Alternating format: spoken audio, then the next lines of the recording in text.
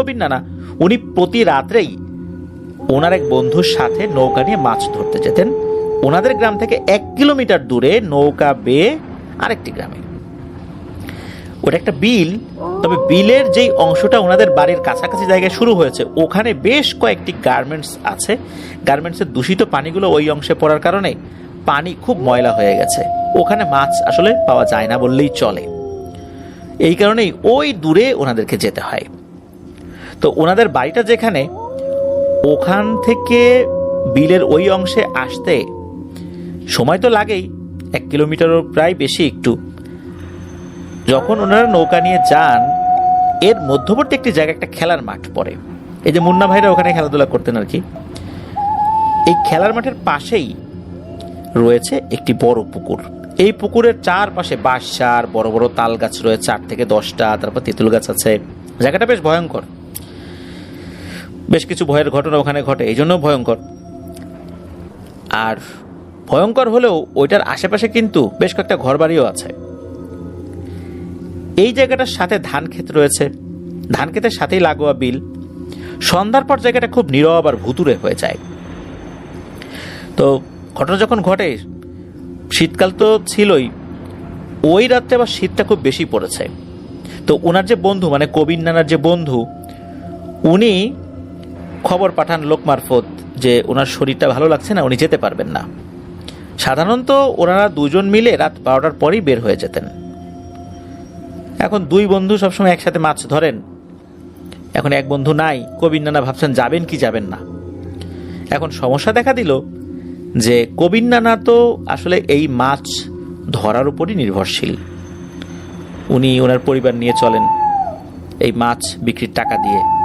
এখন এক রাত যদি না যান, তাহলে পরের দিন বাড়ির খাবার উনি কিনবেন কিভাবে? 2 বন্ধু মিলেই তো সবসময় মাছ ধরেন, এখন কি আর করা, একাই যেতে হবে। উনি একাই যাওয়ার সিদ্ধান্ত নিলেন। বের হয়ে গেলেন বাড়ি থেকে রাত 12:30টার কিছু সময় পর। এরপর নৌকায় উঠে নৌকা চালানো শুরু করলেন। বিলের ওই জায়গাটাতে যেতে প্রায় 45-50 মিনিটের মতো সময় লাগলো। উনি চলে আসেন, মাছ ধরা শুরু করেছেন। মোটামুটি ঘন্টাখানেক মাছ ধরেছেন। মাছ আল্লাহর রহমতে ভালোই পেয়েছেন। শীতটা তো খুব বেশি পড়েছিল ওই রাত্রে, এই জন্য বেশি মানুষ মাছ ধরার জন্য বের হয় নাই। ওখানে যে শুধু ওনারা মাছ ধরতে আসতেন বিষয়টা এরকম না, আরো অনেক মানুষই ওই জায়গার আশেপাশে মাছ ধরতেন। তো উনি চিন্তা করলেন যে না, আজকে আর মাছ ধরবো না, একে তো শীত বেশি পড়েছে, তারপর উনি একা যাই, বাড়ির দিকে রওনা দিয়ে। এই চিন্তা করে উনি জাল গুছিয়ে নিয়ে নৌকা নিয়ে রওনা দিয়েছেন। কিছুক্ষণ আসার পর ওই যে জায়গাটার কথা আমরা শুরুতে বলেছিলাম, যে বিলের পাশে একটা খেলার মাঠ রয়েছে, পুকুর, তাল গাছ, বাঁশঝাড়, তেঁতুল গাছ, ওই জায়গাটার কাছেই যখন উনি আসেন আর কি নৌকা চালাতে চালাতে, তখন হঠাৎ করে খেয়াল করলেন ওই যে তাল গাছ যেগুলো, ওখানকার যে জায়গাটা, ওই জায়গার ওইখান থেকে 4 থেকে 5 বছর বয়স হবে এরকম একটা বাচ্চা ছেলে হাঁটাহাঁটি করছে। উনি তো ওই গ্রামের লোক, উনি চিন্তা করেছেন যে কার ছেলে রাতের বেলা মনে হয় পথঘাট ভুল করে এখানে চলে আসছে, এত রাত্রে এই ছেলেটা কিভাবে আসলো, উনি চিন্তা করছেন আর কি। আর গ্রামের মানুষ রাতের বেলা মাছ ধরেন, কবির নানারও তো ভয় ডর আসলে কমই একটু। উনি স্পষ্টভাবে ওই বাচ্চাটাকে দেখেছিলেন। উনি এটাকে কোনো প্যারানর্মাল কিছু ভাবেন নাই, উনি স্বাভাবিকভাবে নিয়েছেন যে ভুল করে, বা অনেকে ঘুমের ঘরে বেরিয়ে যায় না ঘর থেকে, ওই রকম হয়তো বা বের হয়ে গেছে, বা রাতের বেলা ওয়াশরুমে যাওয়ার জন্য বের হয়েছে ঘুমের ঘরে, এরপর আর পথ খুঁজে পাচ্ছে না, হাঁটতে হাঁটতে দিকে চলে আসে, এরকম হয় অনেক সময়। সময়টা উনি বলেছিলেন যে রাত তখন 3টা কি 4টার মধ্যেই হবে সময়, এরকমই আন্দাজ করেছিলেন। উনি কি করেছেন, নৌকাটা তীরে নিয়ে একটা জায়গায় কোনোভাবে আটকে ওই বাচ্চাটার দিকে উনি এগিয়ে যাচ্ছেন। বাচ্চাটাও তাকে দেখে ওই তাল গাছের নিচ থেকে হেঁটে কবির নানার কাছে আসছে। তো উনিও এগিয়ে যাচ্ছেন, বাচ্চাটাও আসছে। তার কাছাকাছি আসার পর কবির নানা জিজ্ঞেস করছেন, এ কি রে, তুই কোন বাড়ির রে, এত রাত্রে এখানে কিভাবে আসলি? ওই বাচ্চাটা না কিছু বলে না। কয়েকবার এই একই কথা জিজ্ঞেস করতেই বাচ্চাটা বলে ওঠে, এ কবির, মাছ দে। এতটুকু বয়সী একটা বাচ্চা ছেলে, কবির নানা যিনি মধ্যবয়স্ক, উচ্চতা তার প্রায় 6 ফিট। এইরকম একটা বয়স্ক মানুষকে বলছে এ কবির মাছ দে, এটা একটা বেয়াদবি। উনি বেশ অবাক হয়েছেন। উনি বলছেন যে এই কি করছ তুই, মাছ দে মানে? আরে তুই মনে হয় ভুল করে চলে আসিস এই সাইডটাতে, এই সাইডটা কিন্তু ভালো না, চল চল আমার নৌকায় ওঠ, তোকে বাড়িতে দিয়ে আসি। কোন বাড়ি তোর? তখন ওই বাচ্চাটার ভয়েস আরো চেঞ্জ হয়ে যায়। শুরুতে বলেছিল বাচ্চার কণ্ঠে, কিন্তু এবার মনে হচ্ছে বেশ গম্ভীর এবং বয়স্ক লোকের কণ্ঠে বলে ওঠে, হে কবির, তোকে না মাছ দিতে বলছি, তোর নৌকায় মাছ আছে না, দে মাছ দে। এই কথা বলেই বাচ্চাটা নিজেই ওই নৌকার দিকে চলে যায়। নৌকায় ওঠার পর নৌকার উপরেই কিন্তু একটা পাত্র ছিল, যে পাত্রের মধ্যে মাছগুলো রাখা ছিল। সে কি করেছে, বড় একটা হা করেছে। হা করে ওই মাছ রাখার যে পাত্রটা, এটা উঁচু করে মুখের মধ্যে ঢেলে দিয়েছে। মুহূর্তের মধ্যে মাছগুলো সে খেয়ে শেষ করে ফেলে। এইবার কবির নানা বুঝতে পারেন যে এটা স্বাভাবিক কিছু না। যেহেতু উনি অনেক বছর যাবৎ মাছ ধরেন, এইটা যে এই মেছো পিশাচ এটা বুঝে গেছেন। আর এই প্রথম উনি এমন ভয়ানক জিনিসের সামনাসামনি হলেন। সবসময় তো ওনার বন্ধুর সাথে মাছ ধরতেন, এরকম ভয়ানক জিনিসের মুখোমুখি কখনো হন নাই। এমনি টুকটাক জিনিসের অভিজ্ঞতা তো রাতেরবেলা মাছ ধরতে গেলে সবাই পায়, কিন্তু এরকম কোনো ভয়ঙ্কর জিনিসের মুখোমুখি উনি এর আগে হন নাই। কবির নানা তো ভয়ে ওইখানেই দাঁড়িয়ে সব দেখছেন, কারণ উনি যে দৌড় দিয়ে সরে যাবেন, উনি যাবেনটা কোথায়? আশেপাশে তো শুধু বিল আর ধান ক্ষেত, আর এই নৌকাটাই ওনার একমাত্র সম্বল। আর নৌকায় আছে ওনার জাল, যেটা দিয়ে উনি মাছ ধরেন। এটা উনি যে রেখে চলে যাবেন, ওনার কি হবে? আর উনি যে দৌড় দেবেন, সেই শক্তিটাও ওনার শরীরে ওই মুহূর্তে ছিল না। এদিকে ওই মেছো পিশাচটা মুহূর্তের মধ্যে সব মাছ খেয়ে ব্যাঙের মতো একটা লাফ দিয়েছে, এক লাফে আবার ওনার সামনে এসে পড়ছে। এরপর বলছে গম্ভীর কণ্ঠে, অনেক দিন ধরে তোকে ধরার সুযোগে আছি, এইখান দিয়ে যাস আসিস, মাছ নিয়ে যাস, তোরা দুইজন একসাথে থাকিস দেখে কিছুই করতে পারি না।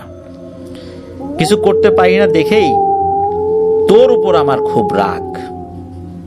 তোর কাছ থেকে একটা মাছও এ পর্যন্ত নিতে পারি না। অনেকটাই ভয় ভীতি দেখায় মাছ টাছ নেই, তাহলে তোর কাছ থেকে এখনো পর্যন্ত নিতে পারি নাই। আজকে তোরে পাইছি রে, আজকে আমার সব ক্ষোভ তোর উপর মিটাবো। এই কথা বলেই ওই পিশাচটা কবির নানাকে প্রচন্ড জোরে এক ধাক্কা দেয়। এক ধাক্কায় নানা ছিটকে গিয়ে উপরের দিকে পড়ে। মানে নিচ দিকে তো ঢালু, ওই বিল পানি, এইটা না, উনি উপরের দিকে গিয়ে পড়েছেন এক ধাক্কায়। আর ধাক্কা দেওয়ার পর নানা যখন পড়ে গেছেন, এরপরে ওই বাচ্চাটা নানার বুকের উপর উঠে বসে।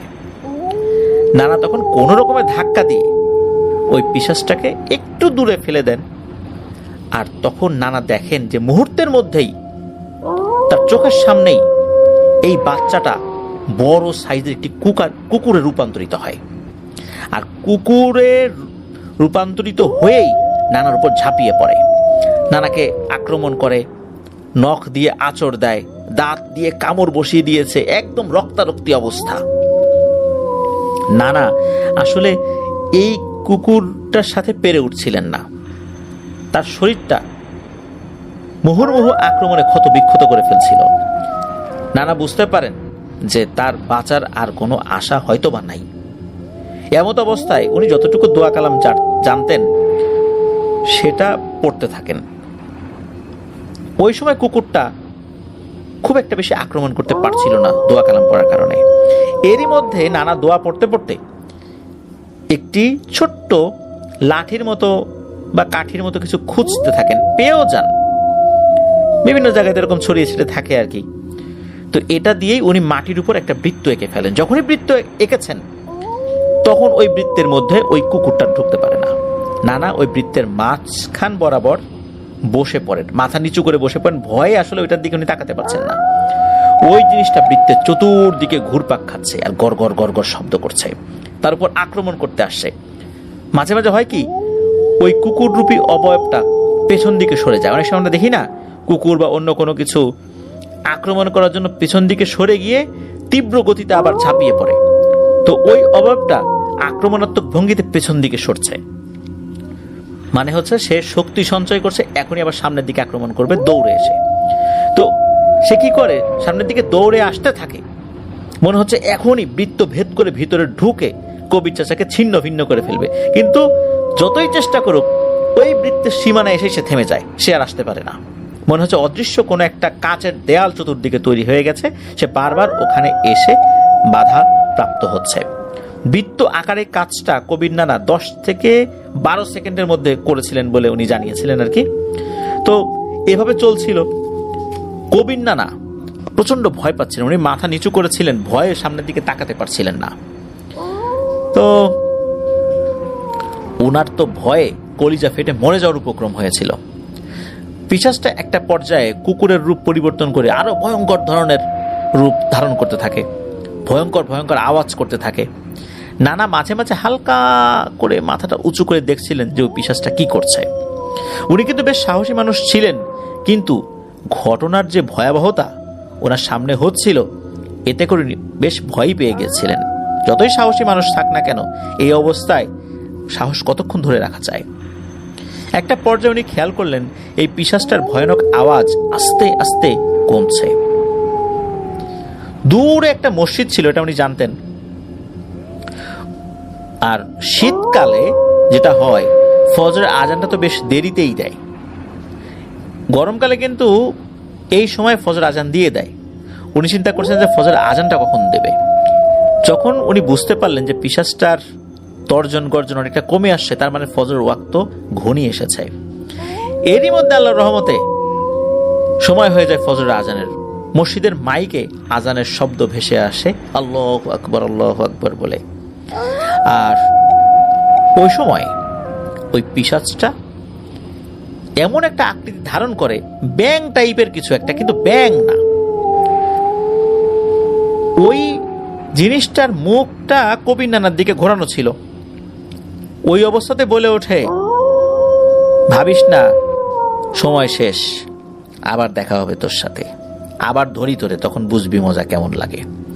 এইটা বলার পরেই ওই ব্যাংটা পেছন দিকে লাফ দিতে থাকে। অর্থাৎ ব্যাং যদি লাফ দেয়, মুখটা যদি সামনের দিকে থাকে, সামনের দিকে মুখ রেখে উল্টো দিকে লাফ কিন্তু ব্যাং দেয় না, সাধারণত ঘুরে সামনের দিকে লাফ দেয়। ওই ব্যাঙের মতো, ব্যাঙই বলছি কারণ ওটা ব্যাঙের মতোই লাফাচ্ছিল, কিছুটা ব্যাঙের মতোই ছিল, এটাই জানিয়েছেন কবির নানা। সে উল্টো দিকে লাফাতে থাকে। সে এক লাফ দেয়, 50-60 হাত পেছনে গিয়ে পড়ে, আবার লাফ দেয়, আবার লাফ দেয়। এক একটা লাফে লাফে কয়েকটা ধান ক্ষেত পাড়ি দিয়ে সে চলে যাচ্ছে। এইভাবে দিতে দিতেই সে হাওয়ায় মিলিয়ে যায়। কবির নানা বুঝতে পারেন যে আলহামদুলিল্লাহ বিপদ এখন কেটে গেছে। তো এই জিনিসের আক্রমণে ওনার পোশাক আশাক বিভিন্ন জায়গায় ছড়িয়ে ছিটিয়ে গিয়েছিল। শরীরে তো আসলে পোশাক ওইভাবে রাখতেও পারেন নাই এরকম আক্রমণের কারণে। উনি দ্রুত ওনার পোশাকগুলো ঠিকঠাক করে আবার উনি বাড়ির দিকে রওনা দেন। উনি বাড়িতে চলেও আসেন আল্লাহর রহমতে। বাড়িতে এসেই উনি চিৎকার দিয়ে ওনার স্ত্রীকে ডাকতে থাকেন। কয়েকবার ডাক দিয়ে উনি অজ্ঞান হয়ে পড়ে যান। তো ওনার চিৎকারে বাড়ির সবার ঘুম ভেঙে যায়। বাইরে এসে দেখে যে ওনার শরীরে এইরকম ক্ষত বিক্ষত অবস্থা, শরীরের বিভিন্ন জায়গা থেকে রক্ত বের হচ্ছে। বোঝাই যাচ্ছে হিংস্র কোনো প্রাণী ওনার উপর আক্রমণ করেছে। তো ওনাদের বাড়ির 5 থেকে 6 বাড়ি পরেই ওই এলাকারই একজন ডাক্তার রয়েছে। তো এত ভোরবেলা তো উনি আসলে দোকান খোলেন নাই, তাই ওনার বাড়ি থেকেই তাকে ইমার্জেন্সি ডেকে আনা হয়। ডাক্তার এসে ব্যান্ডেজ করে দেন, ওষুধ দেন, আরো কিছু পরামর্শ দেন। কারণ যেহেতু কুকুরের আক্রমণ, সেটা কোনো জিন রূপ লাভ, মানে ওই কুকুরের রূপ লাভ করেই তার উপর আক্রমণ করুক আর যাই করুক, ইঞ্জেকশন দিতে হবে। তো এই পরামর্শগুলো দিয়ে যান। পরের দিন সকালবেলা যে মানে চারদিকে খবর উঠে যায় যে কবির নানাকে আক্রমণ করেছে জিনে। এই খবর যখন এই মুন্না ভাইদের বাড়িতে আসে, তখন মুন্না ভাই তার পরিবারের সাথে দেখতে গিয়েছিলেন কবির নানাকে। তখন এই ঘটনাটি শুনেছিলেন। গিয়ে দেখেন যে কবির নানা একটি কাঠের চেয়ারে বসে আছেন, তার শরীরে বিভিন্ন জায়গায় ব্যান্ডেজ লাগানো, বিভিন্ন জায়গায় তখনও রক্ত ছোপ ছোপ ব্যান্ডেজের উপর দিয়েও দেখা যাচ্ছে, এমন একটা অবস্থা আর কি। উনি এই ঘটনার পর মাছ ধরা একদমই ছেড়ে দেন। উনি অনেকদিন অসুস্থ ছিলেন, ভারী কোনো কাজকাম আসলে ওইভাবে উনি করতেও পারেন নাই। আল্লাহর রহমতে যখন উনি অনেকদিন পর সুস্থ হয়ে যান, তখন উনি মালয়েশিয়াতে চলে যান। তো আল্লাহর রহমতে উনি আর কোনো সমস্যা ফেস করেছেন বলে শোনা যায় নাই। তো এটি জানিয়েছেন মুন্না ভাই। এটাই ছিল ঘটনা। প্রিয় লিসেনার্স, মাছের ঘটনা আমাদের ভৌতিক ঘটনার জগতে ক্লাসিক্যাল ঘটনা বলতে হবে, কারণ কোনো একটা এপিসোড করলে মাছের ঘটনা ছাড়া এপিসোডটা মনে হয় কেমন যেন অসম্পূর্ণ থেকে যায়। এই জন্য মাছ ধরা রিলেটেড অনেক ঘটনাই আমরা পাই। মাছ ধরা রিলেটেড ঘটনাগুলো অনেক ক্ষেত্রে কিছু কমন থাকে আর কি। তারপরও এই ঘটনাগুলো আমাদের সকলের মধ্যেই ভিন্ন ধরনের এক অনুভূতি সৃষ্টি করে। চলুন প্রিয় লিসেনার্স, আমরা চলে যাই আমাদের এবারের এপিসোডের পরবর্তী আরও একটি নতুন ঘটনায়। প্রিয়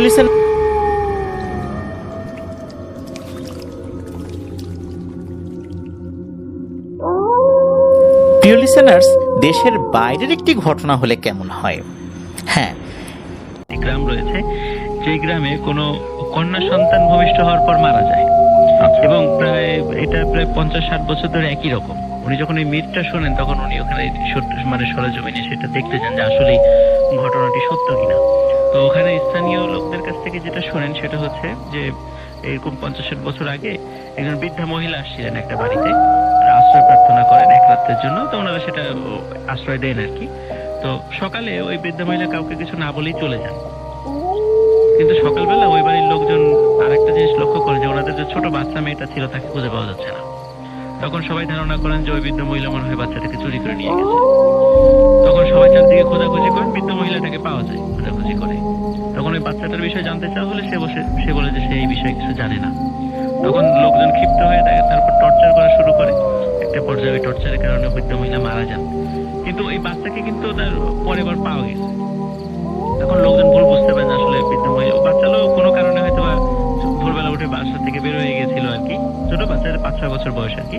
তো যাই হোক, এরপর থেকে যে সমস্যাটা হয় ওই গ্রামে কোনো শিশু মানে কন্যা শিশু ভূমিষ্ঠ হওয়ার পরে যে তারা বাঁচে না, মারা যায়। এখন কথা হলো আসল ভাই যে এখন তো প্রযুক্তির অনেক উন্নয়ন হয়েছে, কে তাদেরকে মেরে ফেলে, বয়স 3-4 দিন হওয়ার পরে কারা মেরে ফেলছে, কিভাবে মারা যাচ্ছে, এটা রহস্য উদ্ঘাটনের জন্য মানে কয়েকটা বাড়িতে সিসিটিভি বসানো হয়েছিল।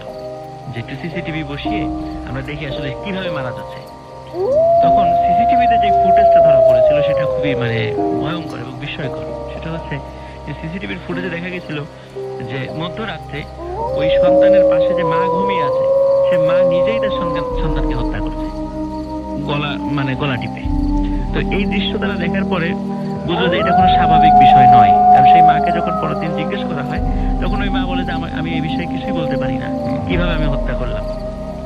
তারপর থেকে মানে এমনিতেও এখন ওই গ্রামে যে বিবাহ শাদী সংক্রান্ত যে বিষয়গুলো হয় সেটা বাইরের গ্রাম থেকে তারা আত্মীয়তা করেন, কিন্তু ওই গ্রামের মানে গত 50-60 বছর ধরে ওখানে কোনো মানে কন্যা সন্তান নাই ওই গ্রামের।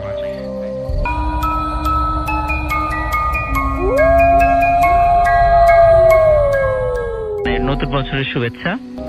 আজকে আমি যে ঘটনাটি দিয়ে শুরু করতে চাচ্ছি সেটা আমি আমার যে জেলা রাজবাড়িতেই ঘটে যাওয়া সেই ঘটনাটি যিনি শেয়ার করেছেন উনি সরকারি একজন ঊর্ধ্বতন কর্মকর্তা, সঙ্গত কারণে তার নাম বলছি না। তো আমাদের রাজবাড়ি যে জেলাটি, এই জেলাটির মানে সদর থেকে যদি কয়েক কিলোমিটার উত্তরে যাওয়া যায় সেখানে আমাদের পদ্মা নদী পড়ে এখন। আচ্ছা, তো ওই পদ্মা নদীর ওখানে যে বাজারটি মানে যে জায়গাটি ওটা স্থানীয়ভাবে সেটা গোদার বাজার নামে পরিচিত। তো যারা রাজবাড়িতে যারা আছেন বা কখনো গিয়েছেন ওই অঞ্চলে, তারা হয়তো বা অনেক আগে গিয়ে থাকলে সেখানে ওই অঞ্চলে বড় একটা চর আগে ছিল, এখন সেটি নেই। 2005 সাল থেকে ওই চরটি এখন আর নেই।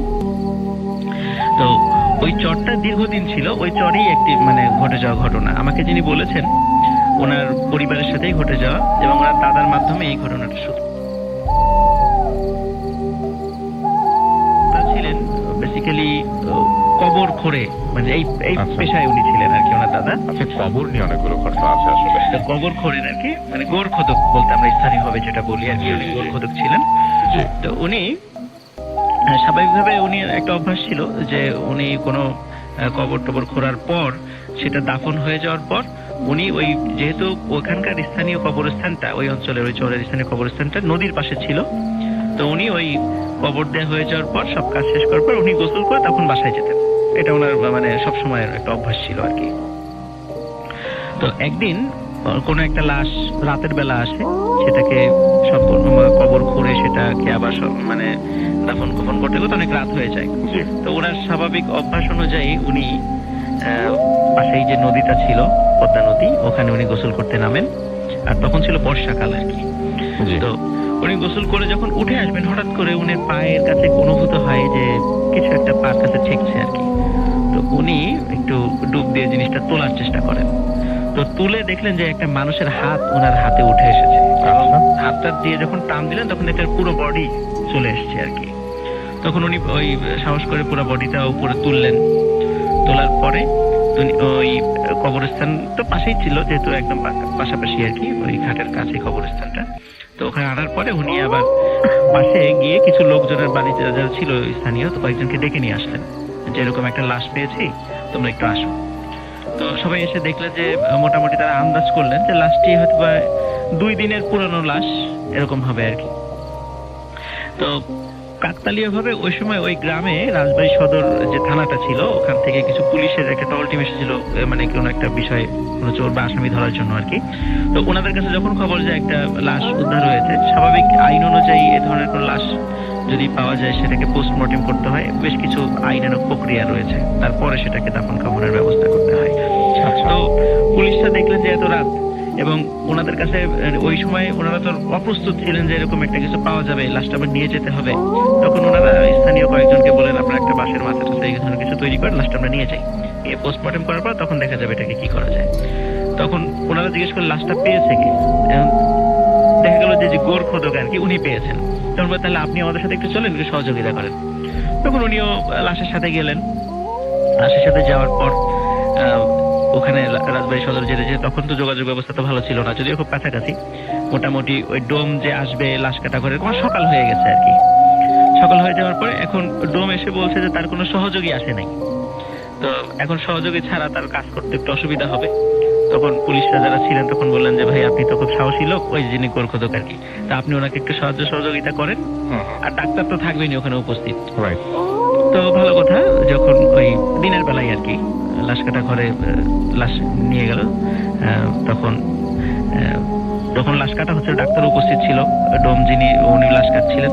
হঠাৎ করে ওই যে ব্যক্তি যিনি গোরখোদক আর কি, উনি লক্ষ্য করলেন লাশের এক হাত মানে শেক করছে, মানে নড়ছে। আচ্ছা। তো উনি চমকে উঠলেন, চমকে উঠে পাশে ডাক্তারকে বললেন যে ডাক্তার সাহেব দেখেন এই লাশের হাতটা নড়ছে কেন। তখন ডাক্তার বললেন কই না তো, লাশের হাত তো নড়ছে না, আমি তো তাকিয়ে আছি, কখনো নড়াটা তো দেখলাম না।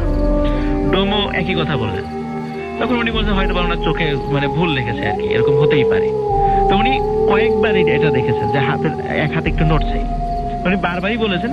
শেষ পর্যন্ত ডাক্তার বিরক্ত ওনাকে ধমক দিয়ে চুপ করিয়ে দিলেন যে আপনি কখনো এই স্থানে আসেননি, আপনার মাথা টাথা নষ্ট হয়ে গেছে, আপনি চুপ থাকেন।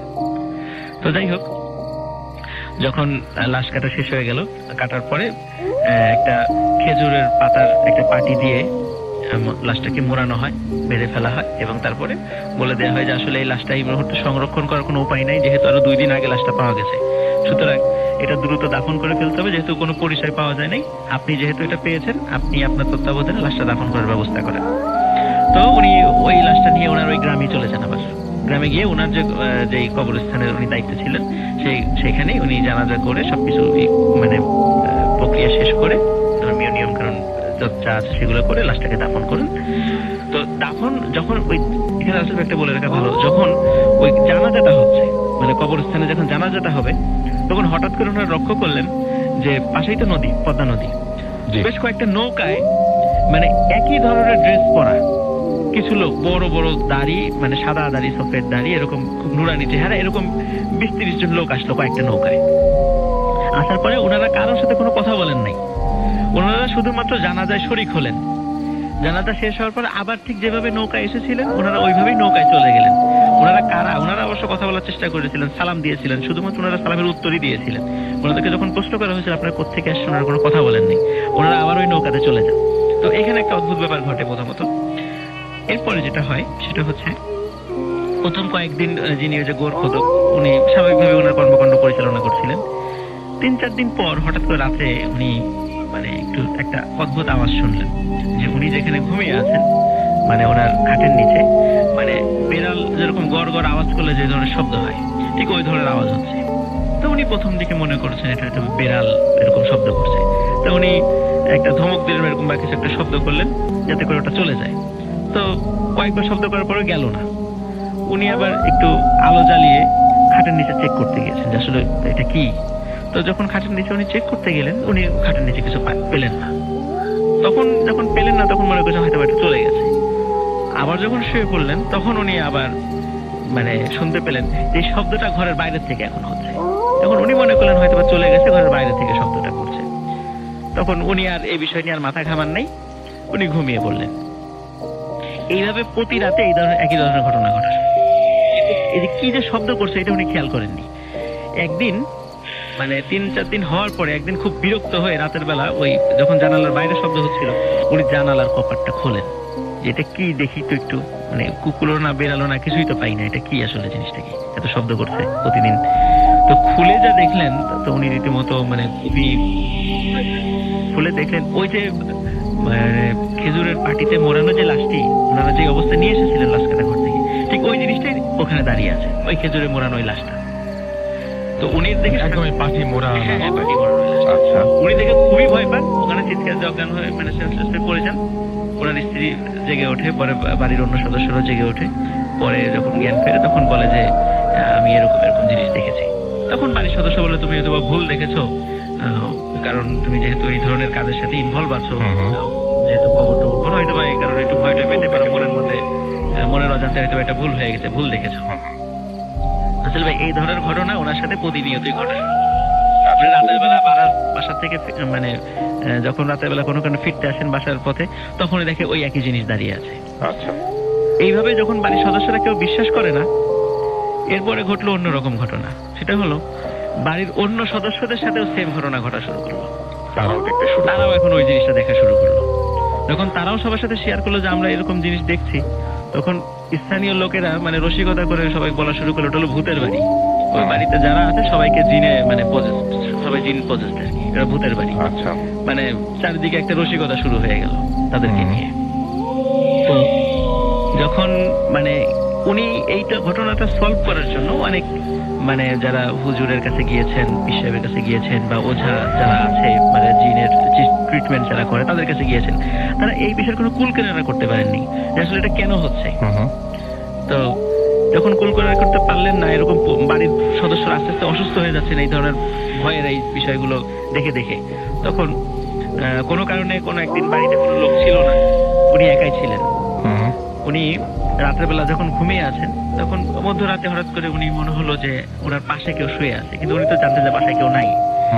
তো যখন আলো জ্বালালেন তখন দেখলেন যে ওনার মানে বিছানায় ওনার পাশে ওই যে যেই মানে খেজুরের পাটিতে মোড়ানো যে লাশটি ওইটি। উনিও তখনই আবার চিৎকার করে সেন্সলেস হয়ে যান। ওনার চিৎকার যখন ওই গ্রামের আশেপাশে যারা শোনেন আর কি, তখন তারা আসেন, তখন ওনাকে সেন্সলেস অবস্থায় পান। এবং এই বিষয়টা ওনার সাথে মানে ওনার ফ্যামিলির সাথে রীতিমতো মানে প্রতিনিয়ত ঘটতে থাকে। তো যাই হোক, ওনার স্ত্রী তো ওনাকে একদিন খুব ভালো মতো ধরেন যে আসলে এটা কেন এরকম আমাদের সাথে ঘটছে। আগে তো এই ধরনের কোনো ঘটনা ঘটে নাই, বা ওঝা তান্ত্রিক বা এই যে পীর ফকিরের কাছ থেকে নিয়ে আসা কোনো তদবিরও কাজ হচ্ছে না কেন, কি আসলে ঘটনাটা কি তুমি বলো আমাকে, তুমি কিছু জানো কিনা, বা এমন কোনো ঘটনা ঘটেছে কিনা যেটা তুমি লুকাচ্ছ সবাইকে। তখন উনি বলেন যে হ্যাঁ, আমি একটা বিষয় লুকাচ্ছি। সেটা হচ্ছে লাশটা উনি যখন পানিতে পেয়েছিলেন তখন লাশের সাথে একটা ব্যাগ ছিল, ছোট একটা ব্যাগ ছিল যেটা ওনার শরীরের সাথে বাঁধা ছিল। তো ওই ব্যাগের মধ্যে মানে অনেকগুলো টাকা ছিল। আচ্ছা, এবং ওখানে ওনার ঠিকানাও ছিল।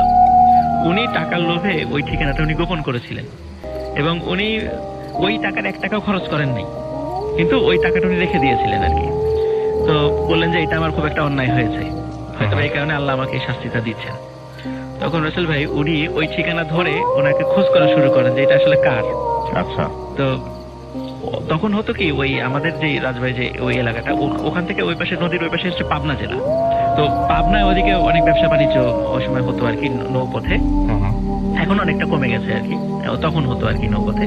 তো উনি অনেক খোঁজ খবর করে জানতে পারলেন এই লাশটি পুরান ঢাকার একজন ব্যবসায়ী। আচ্ছা।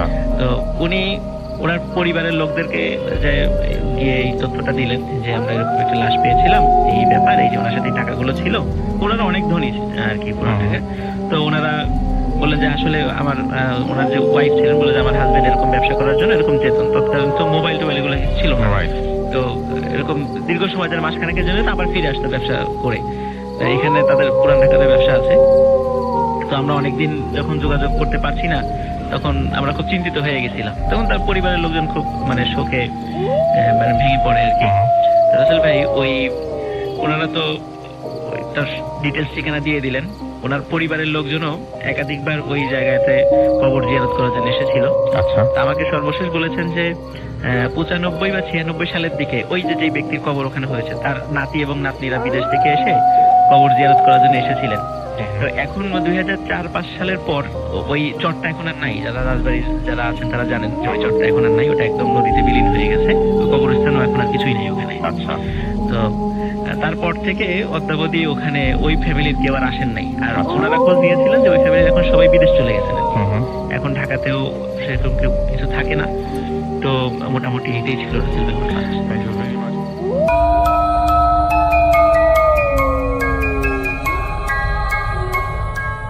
আসসালামু আলাইকুম শ্রোতাবৃন্দ, আজকে লিসেনার্স সবাইকে। আসলে রাসেল ভাই যে ঘটনা নিয়েছি সেটা কি ভূতের ঘটনা বলবো না ভয়ের ঘটনা বলবো নাকি হৃদয়ের ঘটনা বলবো আমি জানি না। আমি মনে হচ্ছে যে আসলে ভূত বা ভয় বা পেতনি বা এইসব জিনিসগুলো থেকে আলাদা করে যদি ঘটনাটাকে দেখা হয় তাহলে একটু হার্ট টাচিং বলতে গেলে। আচ্ছা। তো যে ঘটনাটা নিয়ে এসেছি আসলে আজকে রাসেল ভাই আরেকটু কথা মাঝখান দিয়ে ইন্টারাপ্ট করে রাসেল ভাই, থ্যাংক ইউ আপনার এত সুন্দর অ্যারেঞ্জমেন্টের জন্য। Thank you so much. Please ভাই আপনারা সবাই আসেন এখানে ঘটনা নিয়ে আসে, রাসেল ভাই আতিথেয়তা মিস করতে হবে না। তো ইনশাআল্লাহ রাসেল ভাই থ্যাংক ইউ সো মাচ। যে ঘটনাটা শেয়ার করবো সেটা 1988 সালের বন্যার ঘটনা। আমরা জানি 1988 সালের বন্যাটা আসলে সেপ্টেম্বর এবং অগাস্ট ধরেই হয়েছিল। প্রায় 20-25 দিন বাংলাদেশে প্রচন্ড বৃষ্টির কারণে প্রায় 79,000 বর্গ কিলোমিটার বন্যায় ভেসে যায়, মানে পানির নিচে থাকে মানুষ। তো ঢাকাতেও পানি ছিল, আমার শোনা মতে আর কি ঢাকাতেও পানি ছিল। তো যে ঘটনাটি বলেছেন আমাকে, তার নাম সাইদুর রহমান। 1988 সালে তার বয়স ছিল 29 বছর এবং একান্নবর্তী পরিবারের সবচেয়ে কনিষ্ঠ উনি ছিলেন। তো তখন তার বিয়ে মাত্র হয়েছে এবং বউ নিয়ে এসছে মাত্র বাসায়। তো সেই পরিবারে রাসেল ভাই, ওনার বাবা মা ছিলেন, ওনার চাচা চাচি ছিলেন, ওনার 3 ভাই ছিলেন, 3 বড় ভাই ছিল, বোনরা শ্বশুর বাড়িতে ছিল। তো ওই বাসাটা আপনার মিরপুরে আর কি। আচ্ছা। এটা হচ্ছে বলে পূর্ব শেওড়াপাড়া। তো বাসাটা একতলা, ওখানে তখন সব বাসায় ম্যাক্সিমাম একতলা ছিল। এখন তো অনেক বড় বড় দালান কোঠা হয়ে গেছে। তো তখন আপনার এই বন্যার সময় প্রায় টানা বৃষ্টির কারণে ওই মুহূর্তে যখন আমি ঘটনাটি যাচ্ছি সেই মুহূর্তের কথা বলছি, তখন তাদের বাসাতে প্রায় ঘরের ভেতরেই আপনার হাঁটু থেকে একটু নিচে পানি। তো ঘরের প্রতিটা মুভমেন্টের জন্য তাদের একটু উঁচু করে রাখা হয়েছে যাতে তারা একদম থেকে এরকম যেতে পারেন। তো পানি তখন বাড়া মাত্র শুরু করেছে, তখন তারা প্ল্যানিং করছিল তারা ছাদের উপর থাকবে। তো তাদের বাসার ছাদের মধ্যেও একটা ব্যবস্থা ছিল, ওয়াশরুমের ব্যবস্থা ছিল, থাকার ব্যবস্থা তারা করে নিয়েছিল, প্ল্যান করছে তারা উপরে যাবে। আচ্ছা। তখনকার ঘটনা বলছি। আচ্ছা। তো তিনি যে রুমে থাকতেন সেটা সবচেয়ে কর্নারের রুম ছিল, তার ওয়াইফকে নিয়ে এসে থাকতেন আর কি।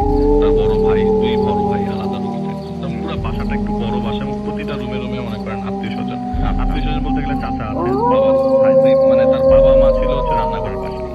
আচ্ছা। তো তার রুম থেকে সেই ঘরে যেতে মিনিমাম ওই বন্যার অবস্থায় পানি পাড়িয়ে গেলে তো রাসেল ভাই একটা ব্যবস্থা করা ছিল এক থেকে আরেকটা যাওয়ার জন্য।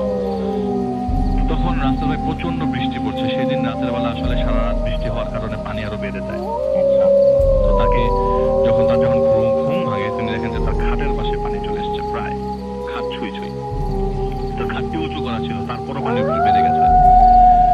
তো তার ঘুম ভাঙে প্রচন্ড জোরে বজ্রপাতের কারণে। ঘুম ভাঙার পরে তিনি যেই রাস্তাটা তিনি করেছিলেন সেটাও পানি নিচে চলে যায়। তো পানি বাড়িয়ে তিনি ওয়াশরুমের দিকে যাচ্ছিলেন। তো হারিকেন, ইলেকট্রিসিটি ছিল রাসেল ভাই ওই মুহূর্তে। তো হারিকেনের টিম আলোটা একটু বাড়িয়ে নেন তিনি। তো হাতে ধরে তাদের বাথরুমটা ছিল উপরে, ওই নিচে আর কোনো বাথরুম তারা ইউজ করতেন না, তারা করতেন উপরের বাথরুম, যে বাথরুমটা সিঁড়ি পাশ দিয়ে ছিল। তো বাইরে দিয়ে সিঁড়ি থাকার কারণে তিনি সিঁড়ির দিকে যাচ্ছিলেন, এমন যাওয়ার সময় দেখলেন রাত তখন 3:40 বাজে, তিনি দেখলেন তার হাতের মধ্যে সবসময় একটা কেসিও ঘড়ি লাগানো থাকতো, বন্ধ এসছে বলতেন, ঘড়ি খুলতো না, বলতে সবাই কেসিও ঘড়ি করে থাকতো। তখন এই যে ঘড়িতে আমি দেখি রাত 3:40 বাজে, এমন সময় আমি বের হয়ে দেখি আব্বা বাইরে দাঁড়িয়ে আছেন। হারিকেনের আলোতে আব্বাকে আমি স্পষ্ট দেখতে পাই। আপনি বলেন আপনারা দেখি না কি করেন, আপনি ভেতরে যান, রাত 3:40 বাজে। তা আমি মনে করি আব্বা মনে হয় ওয়াশরুমের জন্যই আসছে। আমি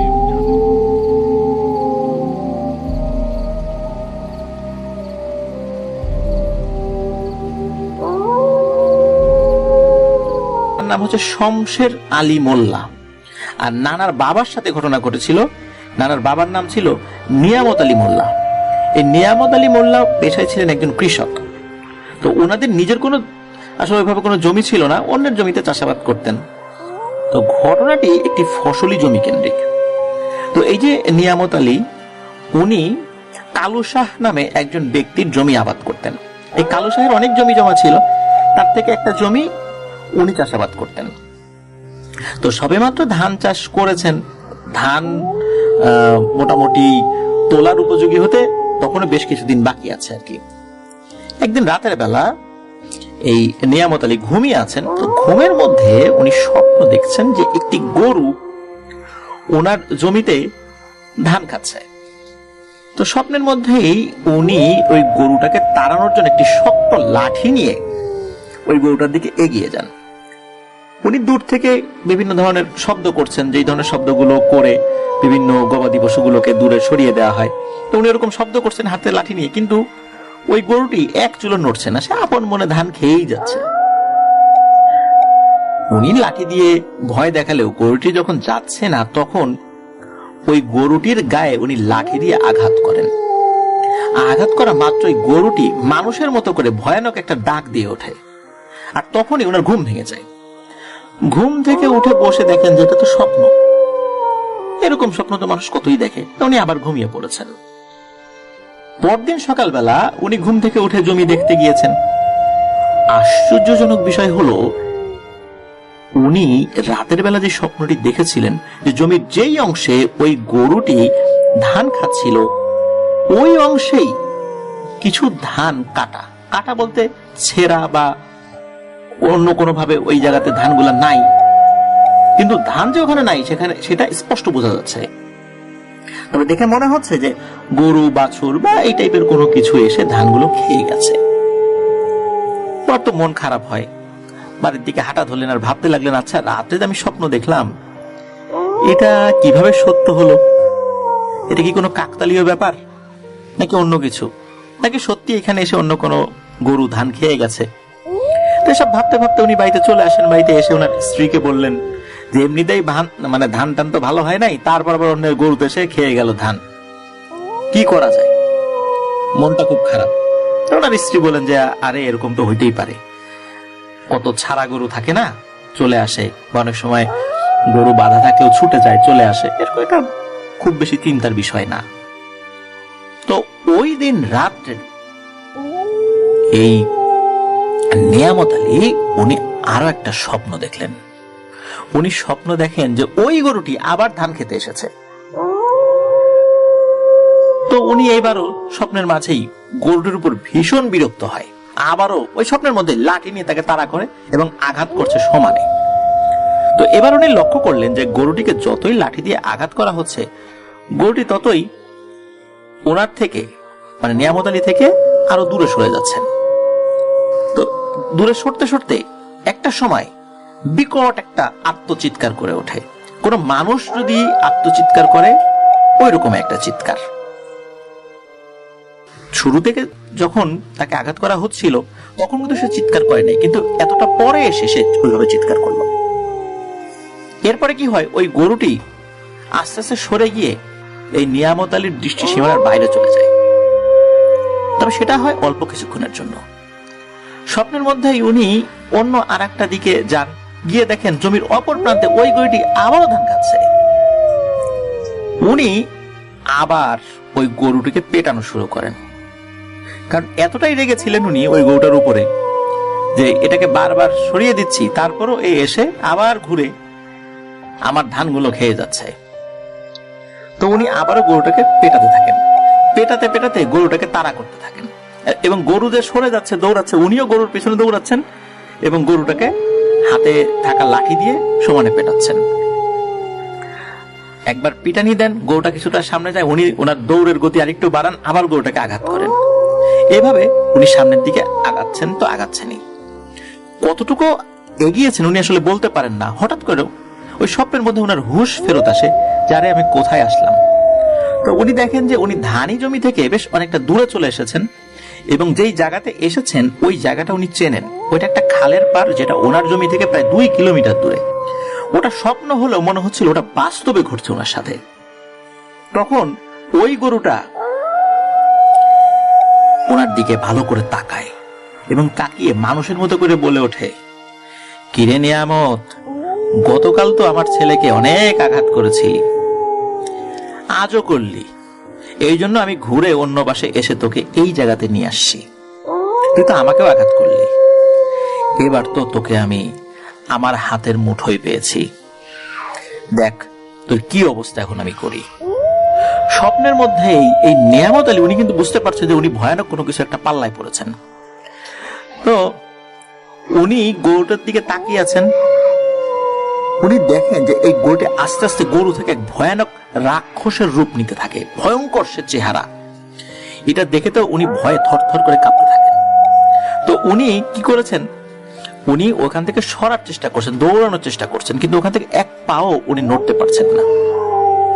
এইভাবে ঘুমের মধ্যে উনি প্রচন্ড জোরে একটা চিৎকার দেন, চিৎকার দিয়ে উনি বিছানার উপর লাফ দিয়ে উঠে বসেন। এরপর উনি বুঝতে পারেন এতক্ষণ উনি তো স্বপ্ন দেখছিলেন। ওনার কাছে মনে হচ্ছিল এটা বাস্তবেই ঘটছে, কিন্তু যখন দেখলেন এটা উনি স্বপ্ন দেখছিলেন তখন উনি হাফ ছেড়ে বাঁচেন। ততক্ষণ তো ঘেমে একদম উনি গোসল করে উঠেছেন। ওনার পাশে ওনার স্ত্রী ছিল, উনিও ওই চিৎকারে উঠে গেছেন, বলে কি হয়েছে তোমার? তখন এই নিয়ামত আলী বলেন, না ও কিছু না, দুঃস্বপ্ন দেখেছি, তুমি ঘুমায় পড়ো। তো উনিও এটাকে দুঃস্বপ্ন মনে করেই আবারও ঘুমিয়ে পড়েন। এভাবে কেটে যায় 7 থেকে 8 দিন। একদিন কি হয়, এই নিয়ামত আলী উনি সন্ধ্যার সময় বাজার থেকে বাড়িতে ফিরছিলেন। তো বাজার থেকে বাড়িতে ফেরার যে পথ, ওই পথ থেকে হাঁটা মিনিট, মানে হাঁটা যদি আমরা ধরি এটা মিনিট 5 মতো পথ আর কি। মিনিট 5 পথ কোনটা? মিনিট 5 পথ হচ্ছে ওই যে ওনার যে ফসলি জমি ওইটা, মানে বাজার থেকে 5 মিনিট হাঁটলে ওনার ফসলি জমি। তো কি মনে করে উনি ভেবেছেন যে জমি থেকে একটু ঘুরেই আসি, দেখি আবার কারো গরু বা ছাগল ধান টান খাচ্ছে কিনা। তো উনি ওই জমির উদ্দেশ্যে হাঁটা শুরু করেন। তো জমিতে গিয়ে উনি বুঝতে পারেন তার চিন্তাই ঠিক, কার জন্য একটা গরু ওখানে ধান খাচ্ছে। একটু কাছে যেতেই এই নিয়ামত আলী খুব ভালো করে লক্ষ্য করলেন যে এই জিনিসটা, এটা একটা গরু ঠিক আছে, কিন্তু মনে হচ্ছে এই গরুটার মাথায় একটা শিং করছে। কিছুটা কৌতূহলবশত উনি আরো ভালো করে দেখার জন্য যখন ওই গরুটার আরো কাছে গেলেন, তখন দেখলেন আসলেই এই গরুটির মাথার উপর মাত্র একটা শিং চকচক করছে, এবং মনে হচ্ছে এই শিংয়ের মাথাটা অনেক চোখা। সাধারণত গরু, ছাগল, মহিষ এদের শিংগুলো চোখা থাকে, কিন্তু এই চোখার অংশটা কিন্তু মারাত্মক সুচালো থাকবে, বিষয়টা এরকম না। একটা সুইয়ের আগা যেমন মারাত্মক লেভেলের সুচালো থাকে, মানুষের শরীরের মধ্যে মুহূর্তের মধ্যে ঢুকে যাবে, বিষয়টা এরকম থাকে না, মাথাটা কিছুটা ভোতা থাকে। কিন্তু না, এটার শিংটা অত্যন্ত সুচালো। কিন্তু উনি স্বপ্নে যে গরুগুলো দেখেছিলেন ওই গরুগুলো কিন্তু স্বাভাবিক গরুর মতো 2টা শিং ছিল। উনি তখন কিছুটা আন্দাজ করতে পারেন যে এটা তো কোনো স্বাভাবিক গরু না। স্বাভাবিক গরুর কখনো একটা শিং থাকে না, আর যদি কোনো শিং ভেঙেও যায় সেটা এক পাশে থাকবে, কখনো একদম গন্ডারের মতো ঠিক মিডিলে থাকবে না শিং। তখন উনি তাৎক্ষণিক ওইখান থেকে চলে যাওয়ার জন্য যেই না পা বাড়িয়েছেন, তখন পেছন থেকে একটা কণ্ঠ ভেসে আসে এই নিয়ামত আলীর কানে, বলে ওঠে, কিরে নিয়ামত, কই চললি? এত তাড়াহুড়া করে আসলি? একটু দাঁড়া, তোর সাথে তো আমার অনেক হিসাব বাকি। তখন উনি তো বুঝতে পারেন যে সর্বনাশ, উনি তো ভয়ানক একটা জিনিসের পাল্লায় পড়েছেন। তো উনি পেছন দিকে না তাকিয়েই ভো দৌড় দেন বাড়ির দিকে। জমি থেকে বাড়িতে ফেরার পথে একটা মোটা বাবলা গাছ ছিল। তো উনি যখন দৌড়াতে দৌড়াতে ওই গাছের কাছাকাছি চলে আসেন, তখন উনি দেখতে পান ওই গাছের নিচে কেউ একজন বসে আছে। লোকটি মনে হচ্ছে একটা চাদর জড়িয়ে বসে আছে গাছের নিচে। তো উনি ওই লোকটিকে পেয়ে কিছুটা সাহস ফেরত পান। তখন তো যে বেশি রাত হয়ে গেছে তা না, কেবল সন্ধ্যা পার হয়েছে আর কি। তো উনি ওই লোকটার কাছে যেতেই, মানে উনি যে ওই লোকটার কাছে গিয়ে কিছু বলবেন তার আগেই ওই লোকটি গম্ভীর আর রাগী গলায় বলে উঠল, আয় নিয়ামত আয়, আমি তোর জন্যই এখানে অপেক্ষা করছি। তুই কি ভেবেছিলি তুই পালিয়ে যেতে পারবি আমার থেকে? তখন উনি তো বুঝতে পারেন যে আজ আর তার রক্ষা নেই, মৃত্যু বুঝি তার জন্যই অপেক্ষা করছে। উনি তো ভয়ে ঠক ঠক করে কাঁপছে, আর সূরা কালাম যা পড়ছিল সব এলোমেলো হয়ে যাচ্ছিল, কারণ ওই অবস্থায় আসলে কারো মাথায় ঠিক থাকে না। সেই সাথে উনি ভাবছিলেন যে কি করবেন এখন, কোন দিকে যাবেন। আশেপাশে তো লোক বসতি নাই, যা আছে একটু দূরেই। তো উনি তো ওখানে দাঁড়িয়ে আছেন এবং আল্লাহর নাম নিচ্ছেন। আর ওই জিনিসটা যখন উঠে দাঁড়ায় এবং চাদরটা মাথার উপর থেকে সরিয়ে ফেলে, তখন দেখে ভয়ানক এক রাক্ষসের চেহারা, এবং ওই চেহারাটা উনি কিন্তু স্বপ্নের মধ্যেও দেখেছিলেন। তখন ওই রাক্ষসটা বলে ওঠে, নিয়ামত, তোর জন্য আমার ছেলেটা অসুস্থ হয়ে পড়ে আছে। কি দোষ করেছিল আমার ছেলে, যার জন্য তুই ওইভাবে আমার ছেলেকে আঘাত করলি? ওই অববটা দেখতে ভয়ঙ্কর হলেও কথাগুলো যেগুলো বলছিল মনে হচ্ছিল করুণ কণ্ঠে এক বাবা তার সন্তানের ব্যথায় যেন কান্না করছে। কিন্তু এদিকে নিয়ামত আলী, উনি তো এই কথাগুলো শুনছিলেন এবং ভয়ে ওনার অবস্থা তো খারাপ এবং আল্লাহর কাছে সাহায্য প্রার্থনা করছিলেন। কিছু বুঝে ওঠার আগে আবারও খপ করে ওই অবয়বটা নিয়ামত আলীর বাম হাত চেপে ধরে এবং বলে, আজ তোর রক্ষে নেই রে নিয়ামত। যখন বাম হাতটা চেপে ধরেছে উনি খুব ব্যথা পাচ্ছিলেন, মনে হচ্ছে ভয়ানক শক্ত কোনো কিছু তার হাত চেপে ধরে ফেলেছে এবং যেখানে ধরেছে সেইখানে হাড়গুলো গুঁড়ো গুঁড়ো হয়ে যাবে। আর যেই হাতটা ধরেছে ওই হাতটা অনেক শক্ত, আরো মনে হচ্ছিল ওই হাতের উপরে নিচে বিভিন্ন মোটা মোটা পশম রয়েছে বা লোম রয়েছে। আমাদের হাত যেটা, হাতের যে নিচের অংশ, এই অংশে কিন্তু লোম কম থাকে, উপরের অংশটা বেশি থাকে। কিন্তু মনে হচ্ছে বানর বা হনুমান বা শিম্পাঞ্জি যেগুলো আছে পুরো হাত ভর্তি তো লোম থাকে, মনে হচ্ছে ওই রকম কোনো কিছু একটা হাত ওই অবয়বের। ওই অবয়বটা হাত ধরে নিয়ামত আলীর পুরো শরীরটাকে টেনে নিয়ে যাচ্ছিল পাশে থাকা একটা ডোবার দিকে। তো উনি তো ভয়ে যেন কাঠ হয়ে গেছেন, চিৎকার করতে পারছেন না, উনি গলাটা আর কাজ করছে না। ওনার কাছে মনে হচ্ছিল কোন এক জল্লাদ তাকে টেনে হিচড়ে ফাঁসির কাষ্ঠের দিকে নিয়ে যাচ্ছে এবং সেখানে তাকে ফাঁসিতে ঝুলিয়ে দেবে। মনে হচ্ছে নিজের মৃত্যু উনি নিজেই দেখতে পাচ্ছেন। তো ওনাকে 10-12 হাত দূরে নিয়ে এসেছে। এমন সময় জীবন বাঁচাতে শরীরের সমস্ত শক্তি দিয়ে আল্লাহ বলে একটা চিৎকার দিয়ে ওঠেন। এরপর ওনার কিছু মনে নাই। এরপর ওনার যখন জ্ঞান ফেরে তখন দেখতে পান যে উনি বাড়িতে আছেন। মূলত ওই সময়ে বাজার থেকে আরো 2জন লোক ফিরছিলেন, ওনারাও ওই পথ দিয়ে আসছিলেন। ওনাদের আবার ক্ষেতের পাশে মাছের ঘের ছিল। তো ওনারা ওই দিক দিয়ে আসার সময় ওই ডোবার পাশে এই নিয়ামত আলীকে পড়ে থাকতে দেখেন। পরবর্তীতে ওনার জ্ঞান ফিরলে উনি সব কথা খুলে বলেন যে কি হয়েছে। অদ্ভুত ব্যাপার হলো, ওনার জ্ঞান ফেরার পর ওনার বাম হাত কিন্তু আর কখনো কাজ করে নাই। অনেক ফকির কবিরাজ হুজুর দিয়ে ঝাড়ফুঁক করানো হলেও কোনো কাজ হয়নি। উনি মৃত্যুর আগ পর্যন্ত বাম হাত দিয়ে কোনো কাজ করতে পারেন নাই। প্যারালাইজ হয়েছিল তার বাম হাত। আর এই অবস্থাতেই উনি স্বাভাবিকভাবে পৃথিবী থেকে বিদায় নিয়েছিলেন। প্রিয় লিসেনার্স, এইখানে একটা ব্যাপার, সেটা হলো কেন বললাম যে এই টাইপের ঘটনা আপনারা আগে কখনো শোনেননি। এটা এই কারণে বলেছি, স্বপ্নের মধ্যে তো আমরা অনেক কিছুই দেখি, অনেক কিছুকে আমরা আঘাতও করি, কিন্তু স্বপ্নের ভেতরে দেখা কোনো একটা জিনিস সেটা আঘাতপ্রাপ্ত হয়েছে, এটা যে বাস্তবে রূপ নিল, এটা কিভাবে সম্ভব? এই জিনিসটার কোনো ব্যাখ্যা অনেকেই দিতে পারেন নাই। কিন্তু এটাই এই নিয়ামত আলীর জীবনে কঠিন একটা বাস্তব হয়ে সারাটা জীবন রয়ে গিয়েছিল। কেন এমনটা হলো কেউ বলতে পারেননি। শুধু ফকির কবিরাজরা এতটুকুই বলতে পেরেছিলেন, ওই জিনটা ভালো ছিল এই অর্থে যে তোমাকে বড় ধরনের কোনো ক্ষতি করেনি, সে ভয় দেখিয়েছে এবং তার ছেলেকে আঘাত করার কারণে তোমার একটা হাত প্যারালাইজড করে দিয়েছে। মূলত সে বাবা হিসাবে সন্তানের উপর যে আঘাত এসেছিল সেটার প্রতিশোধ নিয়েছে। সে চাইলে অনেক আগে তোমাকে মেরে ফেলতে পারত, কিন্তু হুজুররা একটা বিষয় বলতে পারেননি যে স্বপ্নের ভেতরে দেখা এই জিনিসটা কিভাবে বাস্তব হলো। প্রিয় লিসেনার্স, এটা আমার কাছেও খুব অবাক করা ব্যাপার বলে মনে হয়েছে।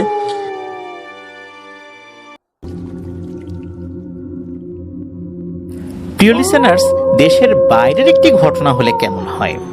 হ্যাঁ, এবার দেশের বাইরের একটি ঘটনা আপনাদের সাথে শেয়ার করব। এই ঘটনাটি আমাদেরকে যিনি পাঠিয়েছেন, ওনার নাম ফারদিন হোসেন চূড়ান্ত। ওনার সাথে গত 28শে ফেব্রুয়ারি বইমেলাতে দেখা হয়েছিল। ওনার বাড়ি ঢাকার হাজারীবাগে। ওনারা 2 ভাই 1 বোন।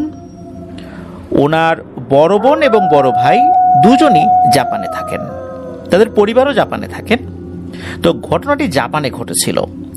জাপানের যেই এলাকায় ঘটেছিল, সঙ্গত কারণে সেই এলাকার নামটি বলছি না, কেননা ওই এলাকায় অনেক বাংলাদেশি পরিবার বসবাস করেন।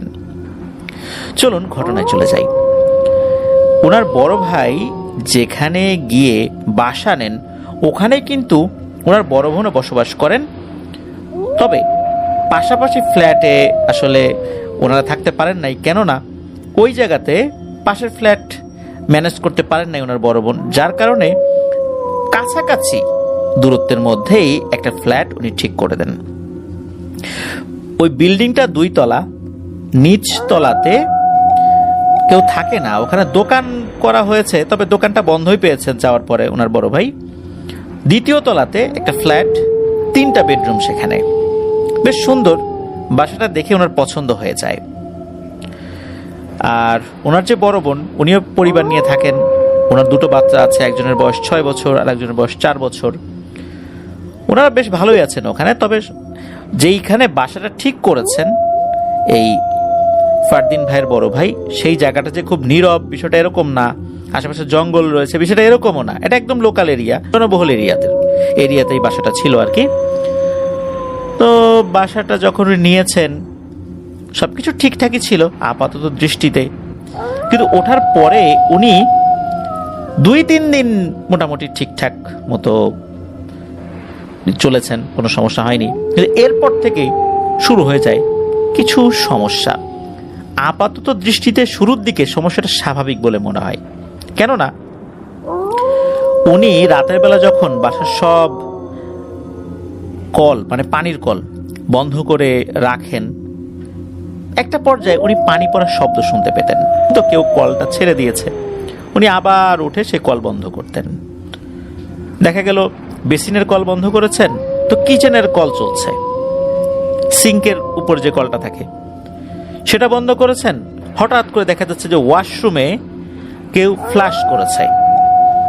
ফ্লাশ করলে এক ধরনের শব্দ হয়, শব্দটা পেতেন। আবার মনে হলো অন্য আর একটা জায়গায় কেউ পানির ট্যাপ ছেড়ে দিয়েছে, আবার সেটা বন্ধ করেন। দেখা গেল একটু আগে যে ওয়াশরুম থেকে বের হয়ে আসছেন পানির ট্যাপ বন্ধ করে, সেই ওয়াশরুমে আবার কেউ শাওয়ার ছেড়ে দিয়েছে, মনে হচ্ছে কেউ গোসল করছে। জাপানে যারা বসবাস করেন তারা জানিয়েছেন, বা আমরা যতটুকু জানি, যে ওখানে পানি, বিদ্যুৎ, এই যে ইউটিলিটি বিল, এটা কিন্তু আসে ব্যবহারের উপরে। বাংলাদেশে কিন্তু গ্যাসের প্রিপেইড মিটার আছে, বিদ্যুতের প্রিপেইড মিটার আছে, ঠিক তেমনি ওখানে পানিরও প্রিপেইড সিস্টেম রয়েছে, অথবা পোস্টপেইড সিস্টেমও আছে বিভিন্ন জায়গায়। যে যতটুকু ব্যবহার করবে সেই অনুযায়ী বিল আসবে। এই জন্য জাপানে পানি, বিদ্যুৎ, গ্যাস এগুলো ব্যবহারে মানুষ খুব মিতব্যয়ী এবং খুব সচেতন। পানি যে এইভাবে পড়ছে, বিল তো উঠছে। এইভাবে যদি বিল উঠতে থাকে তাহলে তো সমস্যা। আসলে সমস্যাটা কোথায়, কেন এভাবে ভিন্ন ভিন্ন জায়গায় পানি পড়ছে? আর রাতের বেলা যখন পানি পড়ে, তখন এক ধরনের অদ্ভুত রকমের শব্দ নাকি হয় ওনার ওই বাসা থেকে, যার কারণে প্রতিবেশীরা কমপ্লেইন দেয় যে ওখানে এরকম শব্দ পাওয়া যায় রাতের বেলা, তাদের ঘুমাতে অসুবিধা হয়। জাপানে তো মানুষ অনেক পরিশ্রম করে, তারা অনেক সকালে ওঠে আবার তাড়াতাড়ি ঘুমিয়ে যায়, তাদের যদি ঘুমের ডিস্টার্ব হয় তাহলে তো অবশ্যই তারা কমপ্লেইন। যখন কমপ্লেইন করলো, পানির লাইনের যারা ভালো বোঝে আর কি, এরকম মিস্ত্রি টেকনিশিয়ান, তাদেরকে আনা হলো, তারা চেক করে দেখলেন কোনো সমস্যা নেই। এরপর একই সমস্যা আবারও, এরপর সমস্যাটা তীব্র হতে থাকে। তীব্রটা এরকম যে মাঝে মাঝে কি হতো যে একটা চলছে অন্যগুলা বন্ধ, সেটা বন্ধ করার পর অন্যটা চলছে, কিন্তু এবার সমস্যা দেখা দিল যে একসাথে সব পানির লাইন ছাড়া, বেসিনের কল ছাড়া, কিচেনের কল ছাড়া, শাওয়ারের সবগুলো কল ছাড়া, এমনকি এই যে ফ্লাশ হয় কমোডে, ফ্লাশ একবার হওয়ার পর পানিটা রিফিল হতে যতটুকু সময় নেয় শুধু এতটুকু সময় গ্যাপ থাকে, এরপর আবার ফ্লাশের শব্দ পাওয়া যায়। তাহলে বোঝাই যাচ্ছে কি পরিমাণ পানি অপচয় হচ্ছে। যখন বাড়ির মালিককে বড় ভাই জানান যে এরকম সমস্যা হচ্ছে, উনি এই বিষয়টা সমাধান করার জন্য কয়েকটা দিন সময় নিয়েছিলেন আর কি, কয়েকদিনের মধ্যে উনি সমাধান করেন। তবে এই কয়েকদিনের মধ্যেই অনেক টাকা বিল এসেছিল, মানে জাপানি ইয়েনে আর কি, যেটা পেমেন্ট করা হয় আর কি, আমরা বোঝার সুবিধাতে টাকা শব্দটা ব্যবহার করলাম আর কি, যার মুদ্রা হচ্ছে ইয়েন। তো এভাবে অনেক টাকা কিন্তু চলে গেল বিল হিসাবে, কিন্তু না, পরিবর্তন কিছুই হয় নাই, যা তাই একই সমস্যা। এরপর ওনারা বুঝতে পারেন নিশ্চয়ই অস্বাভাবিক কোনো বিষয় এখানে আছে। কেননা উনি শুরুর দিকে ওইভাবে বুঝতে না পারলেও পরবর্তীতে বুঝতে পারেন, উনি যখনই কাজ শেষে ঘরে ঢোকেন তখন ওনার শরীরটা ভারী হয়ে যায়। উনি তো পরিবার নিয়ে গিয়েছেন, ওনার ওয়াইফও ছিল ওই একই বাড়িতে, তিনিও তো ব্যস্ত থাকেন। শরীর ভারী হয়ে যাওয়ার ব্যাপারটা কিন্তু এই ফারদিন ভাইয়ের বড় ভাই উনি অনুভব করেন, অন্য কেউ না। এরপর শুরু হয় আসল ঘটনা। ওনারা যখন কোনো কিছু খেয়ে আবার ফ্রিজে রেখে দিতেন, যেমনটা রান্না করা হয়েছে মাংস, সবটা তো একবারে খাওয়া হয় না, তখন অবশিষ্ট অংশ আমরা ফ্রিজে রেখে দিই। ওনারা দেখতেন যে পরের দিন ফ্রিজ খোলার পর সেই খাবার নাই, শেষ। এটা কিভাবে সম্ভব? তখন ওনারা চিন্তা করেছেন হয়তো বাইরে থেকে চোট্টর আসে, কে আসে এটা দেখার জন্য রাতে সজাগ থাকা শুরু করেন। একটা পর্যায়ে এসে উনি এবং ওনার ওয়াইফ দুজনেই ঘুমিয়ে যেতেন। অনেকটা সময় ঘুমের ভান ধরে পড়ে থাকলেও একটা সময় এসে ওনারা দুজনেই ঘুমিয়ে পড়তেন, কারণ তো সেই সকালে উঠতে হয়, কাজ করতে হয়, মাঝখানে তো আসলে ওরকম বিশ্রাম নাই, কতক্ষণ আর জেগে থাকা যায়। তো এরকম পানির লাইন ছাড়া, খাবার নাই, এরকম কিন্তু চলছে। একদিন কি হয় যে ওনার শরীরটা ভালো লাগছিল না, উনি অফিসে আর যান নাই, সারাদিন বাসায় ঘুমিয়ে কাটিয়েছেন। যেহেতু সারাদিন বাসায় ঘুমিয়ে কাটিয়েছেন, সারাদিন ঘুমালে রাতের বেলা তো ঘুম আসতে দেরি হয়, তাই না? উনি চিন্তা করেন আজ রাতে দেখব আসলে ঘটনাটা কি, কে পানির কল ছাড়ে, কে খাবার খায়। তো ওনার স্ত্রী ঘুমিয়েছিলেন, উনি জেগে আছেন। হঠাৎ করে একটি শব্দ ওনার কানে আসে। উনি সেই শব্দের উৎস ধরে কিছুটা এগিয়ে গিয়ে দরজার এক পাশে দাঁড়িয়ে থাকেন চুপ করে। উনি দেখলেন যে ওনাদের ঘরে তো 3টা বেডরুম আছে, এর মধ্যে একটা বেডরুমের কোনো জানালা নাই, শুধু দরজা। ওই বেডরুম দিয়ে একটা ছায়ার মতো কিছু একটা বের হলো এবং বের হয়ে ওটা কিচেনের দিকে যাচ্ছে, মানে পাকঘরের দিকে যাচ্ছে। এটাকে উনি মারাত্মক ভয় পান, কারণ ওখানে কিন্তু কোনো জানালা নাই। চোর যদি ঢোকেও জানালার গ্রিল কেটে এই রুম থেকে তো আসলে বের হওয়ার কথা না, অন্য রুম থেকে বের হতে পারত। তাহলে জিনিসটা কি? উনি বুঝতে পারেন যে এটা নিশ্চয়ই অস্বাভাবিক কিছু। তারপরও উনি সাহস করে সামনে এগিয়ে গিয়ে চিৎকার দিয়ে বলে ওঠেন, এই কে? উনি বলেছিলেন কিন্তু জাপানি ভাষায়। আর তখন ওই ছায়াটা জাপানি ভাষাতেই উত্তর দেয়, যার বাংলা অর্থ এমন হয়, একটু পানি দিবি রে। কতদিন যে পানি খাই না, একটু পানি দিবি। এর মধ্যে হয় কি যে উনি যে চিৎকার দিয়ে বলে উঠছেন এই কে, বড় ভাইয়ের স্ত্রীর কিন্তু ঘুম ভেঙে যায়। তো উনি গিয়ে লাইট জ্বালিয়েছেন, দেখা যাচ্ছে যে কিছুই নেই। ওই রাত্রেই এই ফারদিন ভাইয়ের বড় ভাই বাংলাদেশে ওনার বাবাকে ফোন দেন যে এই ঘটনা।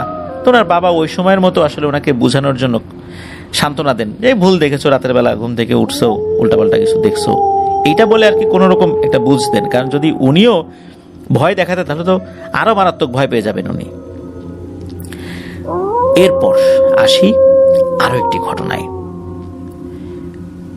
একদিন উনি বাসায় আছেন, ওই দিন ওনার হাফ শিফট ছিল, কাজ সেরে বাসায় আসছেন। ওই সময় উনি একাই ছিলেন। উনি এসে দেখেন এক ভয়ঙ্কর জিনিস। দেখেন যে ওনাদের যেই ডাইনিং টেবিল, এই ডাইনিং টেবিলের উপরে একটা মহিলা অবয়ব বসে আছে, কিন্তু এই অবয়বটার দেহটা আধা পচা, বিভিন্ন জায়গায় মাংস নাই, সেখানে হাড় বেরিয়ে গেছে, বিশ্রী দুর্গন্ধ। এই অবয়বটা টেবিলের উপরে বসে গ্লাসে পানি খাচ্ছে। উনি এই দৃশ্য দেখার সাথে সাথে মারাত্মক রকম ভয় পান। ভয় পাওয়াটাই স্বাভাবিক। আর ওই সময় ওনার চোখ যায় ওই বেডরুমটাতে, যেই বেডরুম থেকে একটা ছায়া অবয়বকে বের হতে উনি দেখেছিলেন। ওইদিকে যখন তাকিয়েছেন উনি দেখতে পান ওই বেডরুমের যে বিছানাটা রয়েছে, সেই বিছানা রক্ত দিয়ে একদম ভরে আছে। বিভিন্ন পচা মাংসের টুকরোগুলো বিভিন্ন জায়গায় ছড়িয়ে ছিটিয়ে আছে, প্রচন্ড দুর্গন্ধ। এই দৃশ্য দেখে উনি অজ্ঞান হয়ে পড়েন। উনি তো ওই সময় একা বাসায় ছিলেন। পরে যখন আর স্ত্রী আসে বাসায়, দরজার তো চাবি আছে একাধিক, উনি এসে দেখেন যে বড় ভাই অজ্ঞান হয়ে পড়ে আছেন। এরপর তার জ্ঞান ফেরান, কি হয়েছে সবকিছু জিজ্ঞেস করেন। এখন এই ব্যাপারগুলো তো আসলে এখন আর এড়িয়ে যাওয়া যাচ্ছে না, এটা সমাধান তো করতে হবে। এখন এই যে বড় ভাই, ওনার স্ত্রী, উনি তো আসলে বাসায় যদি একা থাকেন ওনার কি অবস্থা হবে, এটাও তো উনি চিন্তা করছেন। এরই মধ্যে ওনার সাথে ঘটে যায় আরেকটি ভয়ঙ্কর ঘটনা। এতক্ষণ তো ঘটছিল, কয়েকদিন তো ঘটছিল হচ্ছে বড় ভাইয়ের সাথে, ওনার স্ত্রীর সাথে তখনও ঘটে নাই। তবে পানির কল ছাড়া বা এই জিনিসগুলো তো উনি দেখেছেন। এবার ওনার সাথে কি ঘটনা ঘটলো চলুন শুনে আসি। উনি রাত্রেবেলা পানি খেতে উঠেছেন। গ্লাসে পানি ভরে যখনই উনি মুখে দিবেন তখন মনে হলো পেছন থেকে হঠাৎ করেই একটা পচা গন্ধ ওনার নাকে আসছে। উনি যখন ঘুরেছেন যে কি ব্যাপারে, গন্ধটা কোত্থেকে আসছে, তখনই দেখতে পান একটা বৃদ্ধা মহিলা পচে গলে একদম একাকার। যেমনটা এই ফারদিন ভাইয়ের বড় ভাই দেখেছিলেন, যে বর্ণনাটা দিয়েছিলেন, ঠিক সেই বর্ণনা অনুযায়ী মনে হচ্ছে ওই অবয়বটাই তার সামনে। সে তখন বলে ওঠে জাপানি ভাষায়, আমাকে একটু পানি খেতে দে না, দে না পানি, কতদিন পানি খাই না। এই বলে ভাবির হাত চেপে ধরেছে। সাথে সাথে ভাবি অজ্ঞান হয়ে গেছেন। এদিকে দীর্ঘ সময় পর ভাইয়া চিন্তা করেছেন বা খেয়াল করেছেন যে কি ব্যাপার, তার স্ত্রী কোথায়, ওয়াশরুমে গিয়েছে, এতক্ষণ তো চলে আসার কথা। উনি আবার উঠেছেন, উঠে গিয়ে দেখেন যে এই ডাইনিং রুমে এই অবস্থা। তখন পানি টানি ছিটিয়ে ওনার জ্ঞান ফেরান। এরপরে জানতে পারলেন যে এই ঘটনা ঘটেছে। ওনারা আর এক মুহূর্ত দেরি করে নাই, সাথে সাথে ওনারা দুজন গিয়ে এই ফারদিন ভাইয়ের বড় বোনের বাসায় উঠে পড়েছেন। সেখানে থেকেই পরবর্তীতে বাসা পাল্টিয়েছেন। ওদের মালামাল যা ছিল, প্রয়োজনীয় জিনিসগুলো যেগুলো নিয়ে আসা যায় সেগুলো পরিবর্তন করেছেন। পরবর্তীতে খোঁজ নিয়ে জানা যায় যে ওই যে বাসাটা, এই বাসাটাতে একটা বৃদ্ধা মহিলা থাকতেন, উনি ওখানে মারা গিয়েছিলেন। এরপরেই এই সমস্যা শুরু হয়েছে। প্রিয় লিসেনার্স, আপনাদের হয়তোবা মনে থাকবে যে জাপান থেকে এর আগেও কিন্তু আমরা ঘটনা পেয়েছিলাম। একটি পরিবার, ওনারা আমাদেরকে ঘটনা পাঠিয়েছিলেন, সেখানেও প্রায় একই ধরনের ঘটনা ঘটেছিল। আমাদেরকে কিন্তু ওনারা যে ঘটনা জানিয়েছিলেন যে কারণটা জানিয়েছিলেন, একই কারণ এই ফারদিন ভাইও জানিয়েছেন। সেটা হচ্ছে যে জাপানের যারা মানুষ, ওনাদের গড় আয়ু বেশি, অনেকদিন বেঁচে থাকেন আল্লাহর রহমতে। দেখা যায় যে মানুষ যখন বৃদ্ধ হয়ে যায়, তার ছেলে মেয়েরা কাজে ভিন্ন ভিন্ন জায়গায় চলে যায়, বৃদ্ধ বৃদ্ধা ওনারা একাই বাড়িতে বসবাস করেন। ওনারা ওই বাড়িতে নিঃসঙ্গ অবস্থায় মারা গেলেও তাদের দেখার কেউ থাকে না। যদি কেউ একা থাকেন ওই বাড়িতে, তাহলে তো কথাই নাই। মারা যাওয়ার বেশ কিছুদিন পরে গিয়ে খোঁজ খবর পাওয়া যায় যে উনি মারা গিয়েছেন। এরপর যখন ডেড বডি উদ্ধার করা হয়, তারপর যথাযথ নিয়মে সৎকার করা হয়, এরপর এই বাড়িগুলো সহজে ভাড়া হয় না। এটাই কিন্তু আমরা জেনেছিলাম পূর্বে জাপানের এরকম একটা ঘটনা যখন আমরা প্রচার করেছিলাম। তো এই বাড়িগুলো যদি অনেকদিন পরে ভাড়াও হয়, তখন দেখা যায় এই বাড়িগুলোতে এই ধরনের সমস্যা দেখা গিয়েছে। সবাই অনুমান করে যে ওই বাড়িতে যেই মহিলাটি থাকতেন, নিশ্চয়ই মৃত্যুর পূর্বে উনি খুব তৃষ্ণার্ত ছিলেন, পানি খেতে পারেননি, যার কারণে মারা গিয়েছেন উনি। আর এরপরই যেই ঘটনাগুলো এখানে ঘটছে, যেই অভাবটাকে দেখা যায়, সে পানি খেতে চায়। মানুষ মারা গেলে আত্মা তো আর ফেরত আসে না, কিন্তু এই ধরনের জায়গাগুলোতে যখন জিনেরা এসে আশ্রয় নেয়, তখন তারা এই জায়গাগুলোকে আরো হন্টেড করানোর জন্য এই ধরনের ঘটনাগুলো ঘটায়, এভাবে মানুষকে ভয় দেখায়। ওই ঘটনার সাথে সম্পর্ক আছে এমন কোনো একটা বিষয় বারবার সামনে নিয়ে আসে। ধরুন কেউ আত্মহত্যা করেছে, গলায় ফাঁস দিয়ে ঝুলেছে, পরবর্তী দেখা যায় যে ওই বাড়িতে দেখা গিয়েছে যে এরকম ঘটনাই ঘটছে, সেই মহিলা গলায় ফাঁস দিয়ে ঝুলছে। এটা কিন্তু জিনেদের কারসাজি। আমরা কিন্তু এগুলো বলছি, জানছি, কিন্তু এর পরেও যদি হুট করে আমাদের সামনে রাতের বেলা হঠাৎ করে এরকম কোনো কিছু দেখি, তাহলে কি এত জানা বোঝা কাজে লাগবে? নিশ্চয়ই আমরা ভয় পাবো। প্রিয় লিসেনার্স, জাপানের এই যে কর্মব্যস্ততা, এর কারণে কিন্তু তারা তাদের পরিবার থেকে বিচ্যুত। আমরাও দেখা যাচ্ছে যে আস্তে আস্তে এমনটাই হয়ে যাচ্ছি। বড় পরিবারগুলো ভেঙে ভেঙে ছোট ছোট পরিবার হয়ে যাচ্ছে। আমরা অনেকের খোঁজ খবর রাখতে পারছি না, কে কেমন আছে, অসুস্থ আছে না ভালো আছে। এই জিনিসগুলো কিন্তু আমরা অনেকটাই হারিয়ে ফেলছি।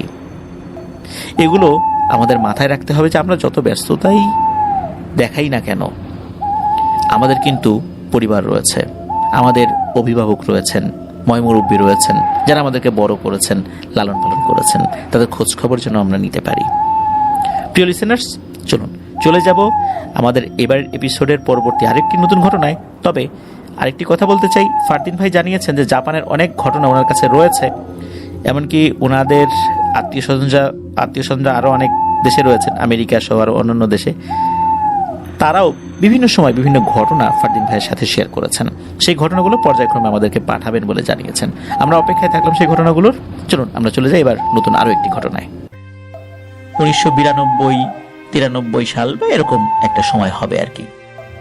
তো সময়টা ছিল বর্ষাকালের একদম শেষ দিকে। ঘটনাটি যার সাথে মূলত ঘটে তার নাম মাইনুল মিয়া।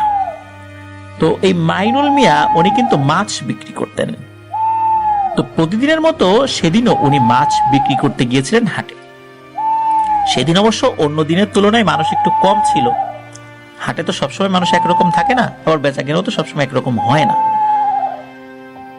তো মাইনুল মিয়া চিন্তা করলেন, যেহেতু দূর থেকে আসছি, যতটুকু মাছ আছে একটু সময় নিয়ে সম্পূর্ণ বিক্রি করেই যাই।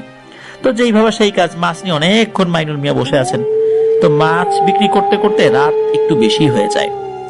এদিকে এত রাত হয়ে যাচ্ছে, মাইনুল মিয়ার কিন্তু খেয়াল ছিল না, কারণ তাকে তো আবার বাড়িতে ফেরত যেতে হবে। তো দেখা যায় যে একদম বিক্রি শেষ দিকে দুটো মাছ রয়ে গিয়েছে। তখন মাইনুল মিয়া চিন্তা করলেন, যেহেতু দুটো মাছ রয়ে গেছে, আবার কতক্ষণে এটা বিক্রি হবে, এদিকে রাত হয়ে যাচ্ছে বেশি, থাক এ দুটো না হয় আর বিক্রি নাই করলাম, এ দুটো বাড়িতে নিয়ে যাব সাথে করে। তো উনি বাড়িতে যাওয়ার আগে টাকা পয়সার হিসাব পাতি উনি করে নিলেন। তো হিসাব পাতি শেষ করার পর উনি বাড়ির উদ্দেশ্যে রওনা দিলেন। ওনার হাতে একটা টর্চ লাইট ছিল।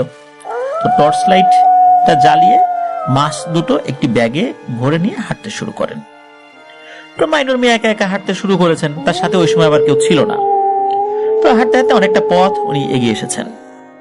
তো মাটির রাস্তা, কিছু জায়গায় কাদা হয়ে গিয়েছিল, যেহেতু বৃষ্টির সময় ছিল, বর্ষার শেষ দিকে আর কি। তো ওই দিন আবার বৃষ্টিও হয়েছিল, মূলত এই কারণেই বাজারে লোকজন একটু কম ছিল অন্য দিনের তুলনায়। তো উনি ধীরে সুস্থে সাবধানে হাঁটছিলেন। তো এভাবে হাঁটতে হাঁটতে অনেকটা পথ উনি এগিয়ে এসেছেন বাড়ির দিকে। তো ওনার বাড়িতে যাওয়ার রাস্তায় একটা পুকুর পড়ে, তার কিছুটা দূরত্বে একটি বাঁশবাগানও পড়ে, আর বাঁশবাগান পার হয়ে একটু আগালেই পড়ে একটা কবরস্থান। এই কবরস্থানের পরে আরো কিছুটা হাঁটলে তার বাড়ি। তো মাইনুল মিয়াকে বাড়ি যেতে হলে অবশ্যই এই জায়গাগুলো পার করেই যেতে হবে, বিকল্প কোনো রাস্তা তার ছিল না। তো এভাবে হাঁটতে হাঁটতে মাইনুল মিয়া যখন এই পুকুরটা পার করে বাঁশঝাড়ের কাছে চলে আসেন, হঠাৎ করে তার মনে হলো শরীরটা একটু ভারী হয়ে আসছে। এটা নিয়ে অবশ্য উনি কিছু মনে করেন নাই, উনি হাঁটতে থাকেন। হাঁটতে হাঁটতে উনি কবরস্থানের খুব কাছাকাছি যখন চলে আসেন, তখন ওনার শরীরটা আরো ভারী হয়ে আসে। উনি আসলে বুঝতে পারছেন না যে কেন এমনটা হচ্ছে। যখন কবরস্থানের খুব কাছে চলে আসেন, তখন তার মনে খুব ভয় লাগা শুরু করে অজানা কোনো একটা কারণে। উনি ভাবতে থাকেন, এতদিন এই পথ দিয়ে আসা যাওয়া করলাম, কখনো তো এমনটা বোধ করিনি, আজ কেন হঠাৎ এমন মনে হচ্ছে। উনি চিন্তা করেন হয়তো বা কোনো কারণে শরীর খারাপ লাগতে পারে, এই কারণে এমনটা হচ্ছে। উনি বিষয়টা স্বাভাবিকভাবেই নেন। উনি কখনোই চিন্তা করেন নাই যে অস্বাভাবিক কোনো কিছু হতে পারে ওনার সাথে। তো উনি কবরস্থানের সামনে দিয়ে যখন হেঁটে যাচ্ছিলেন, হঠাৎ করেই উনি অদ্ভুত এক শব্দ পেয়ে থেমে যান। উনি বুঝতে পারেন যে কবরস্থানের ভেতর থেকে কিছু শব্দ ভেসে আসছে।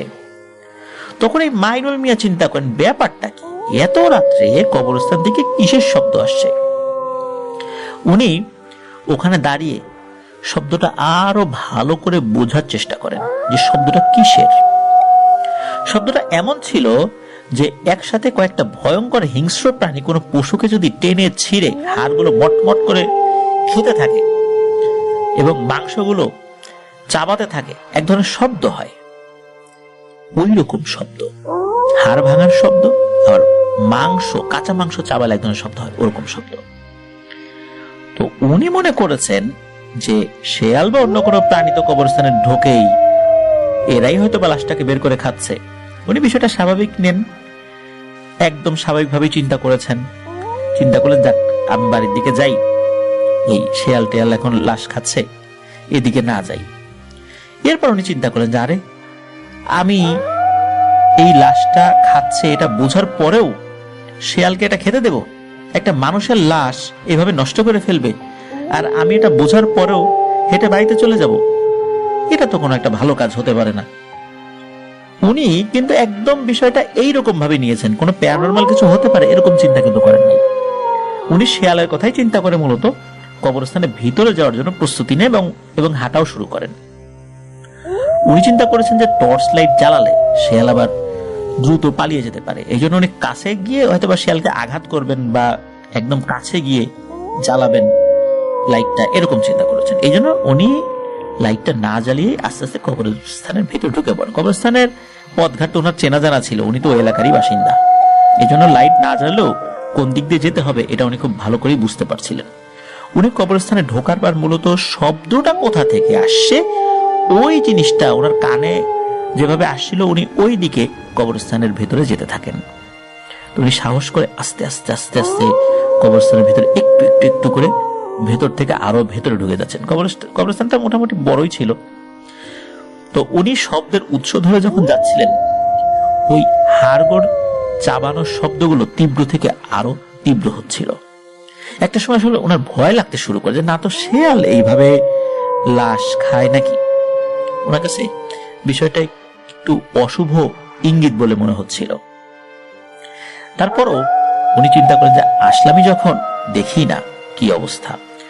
তো ওই দিন আবার আকাশে আসলে মেঘ ছিল, মানে চাঁদ মেঘে ঢাকা ছিল দেখে মোটামুটি অন্ধকারই ছিল চারদিকে।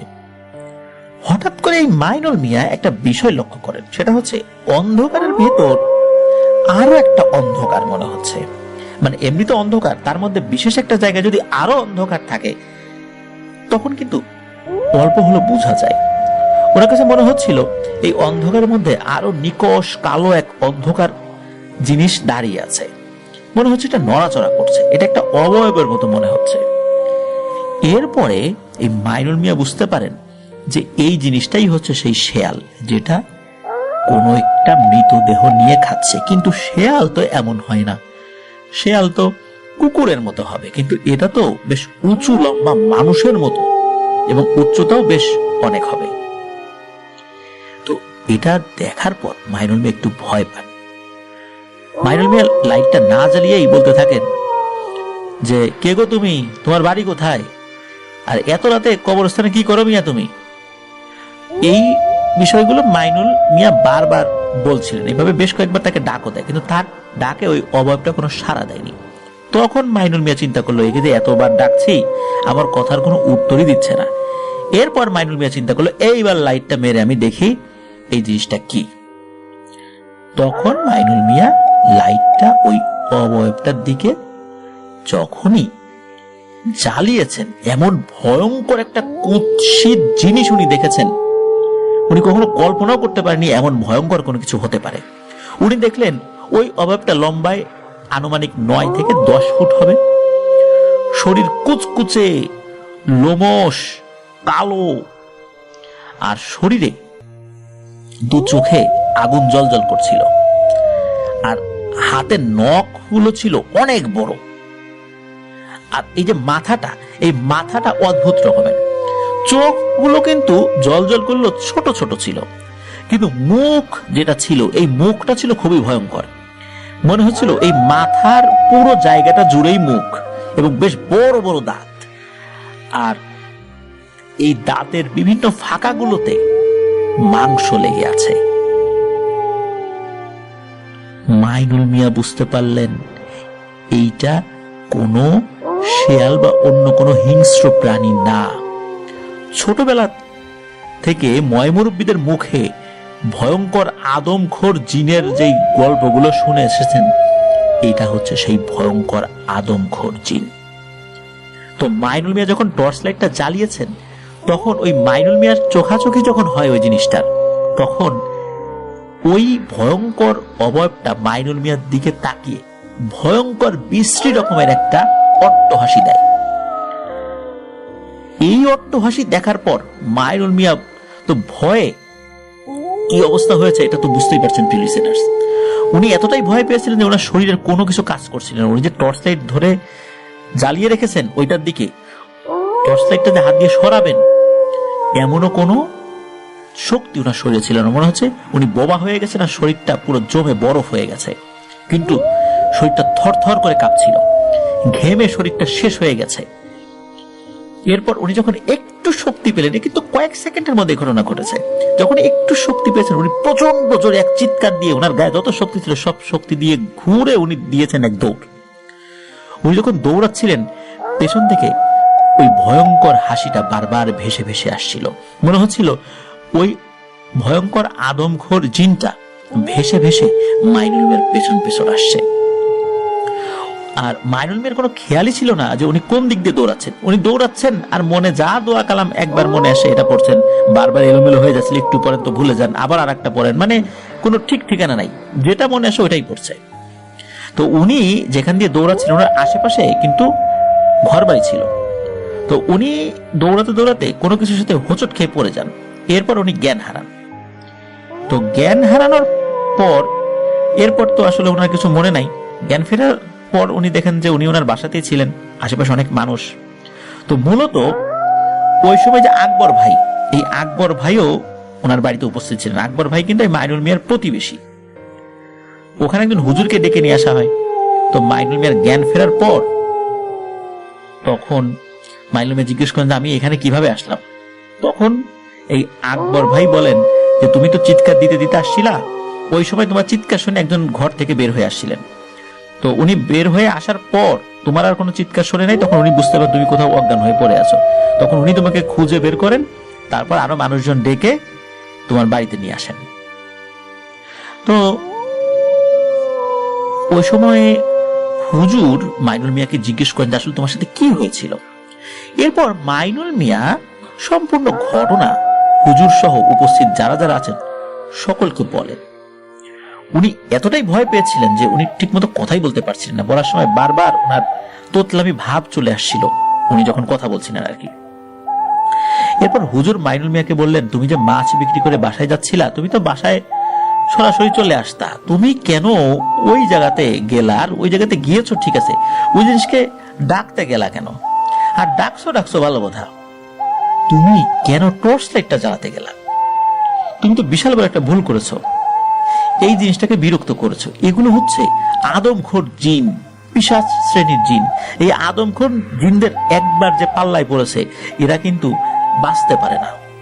তো তুমি ওখান থেকে যে বেঁচে আসছো, আল্লাহর অশেষ কৃপা।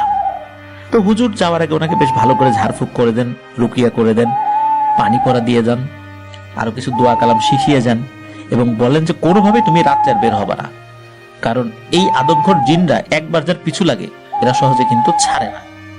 অনেক রুকিয়া করেও এদেরকে ছাড়ানোটা অনেক কঠিন হয়ে যায়। ছাড়ানো যায় হয়তো, কিন্তু বেশ অনেক কঠিন একটা ব্যাপার। তো হুজুর তো চলে যান। তো মাইনুল মিয়া কিন্তু অসুস্থ হয়ে পড়েন, এতটা ভয় পেয়েছিলেন, কয়েক সপ্তাহ অসুস্থ ছিলেন, শারীরিকভাবে মানসিকভাবে উভয়ভাবে উনি অসুস্থ হয়ে পড়েন। তো আস্তে আস্তে আবার উনি স্বাভাবিক জীবনে ফেরত আসেন। প্রিয় লিসেনার্স, ঘটনা কিন্তু এখানে শেষ না, ঘটনা কিন্তু আরো অনেক বাকি। মাইনুল মিয়ার সাথে যখন ওই ঘটনা ঘটে, ঘটনার সময় ছিল রাত আনুমানিক 9টা থেকে 10টার মধ্যে। তো 9টা কি 10টা বাজা মানে গ্রাম অঞ্চলে বা প্রত্যন্ত গ্রাম অঞ্চলে কিন্তু অনেক রাত। তো মাইনুল মিয়া স্বাভাবিক জীবনে ফেরার পর আবার তিনি একদিন ভোরবেলাতে পুকুরে মাছ ধরতে যান। তো যাওয়ার আগে তিনি তার স্ত্রীকে বলেছেন, আমি তো মাছ ধরতে যাচ্ছি, আমি একটু বেলা হলে চলে আসব। এই বলে উনি বাড়ি থেকে চলে যান মাছ ধরতে। তো মাইনুল মিয়া মাছ ধরতে গেছেন খুব ভোরের দিকে আর কি। তো চিন্তা করছেন উনি 8টা-9টা পর্যন্ত মাছ ধরবেন, সকাল থেকে চলে আসবেন। তো মাইনুল মিয়া মাছ ধরতে গেছেন তো গেছেন, আর বাড়িতে আসার নাম নেই।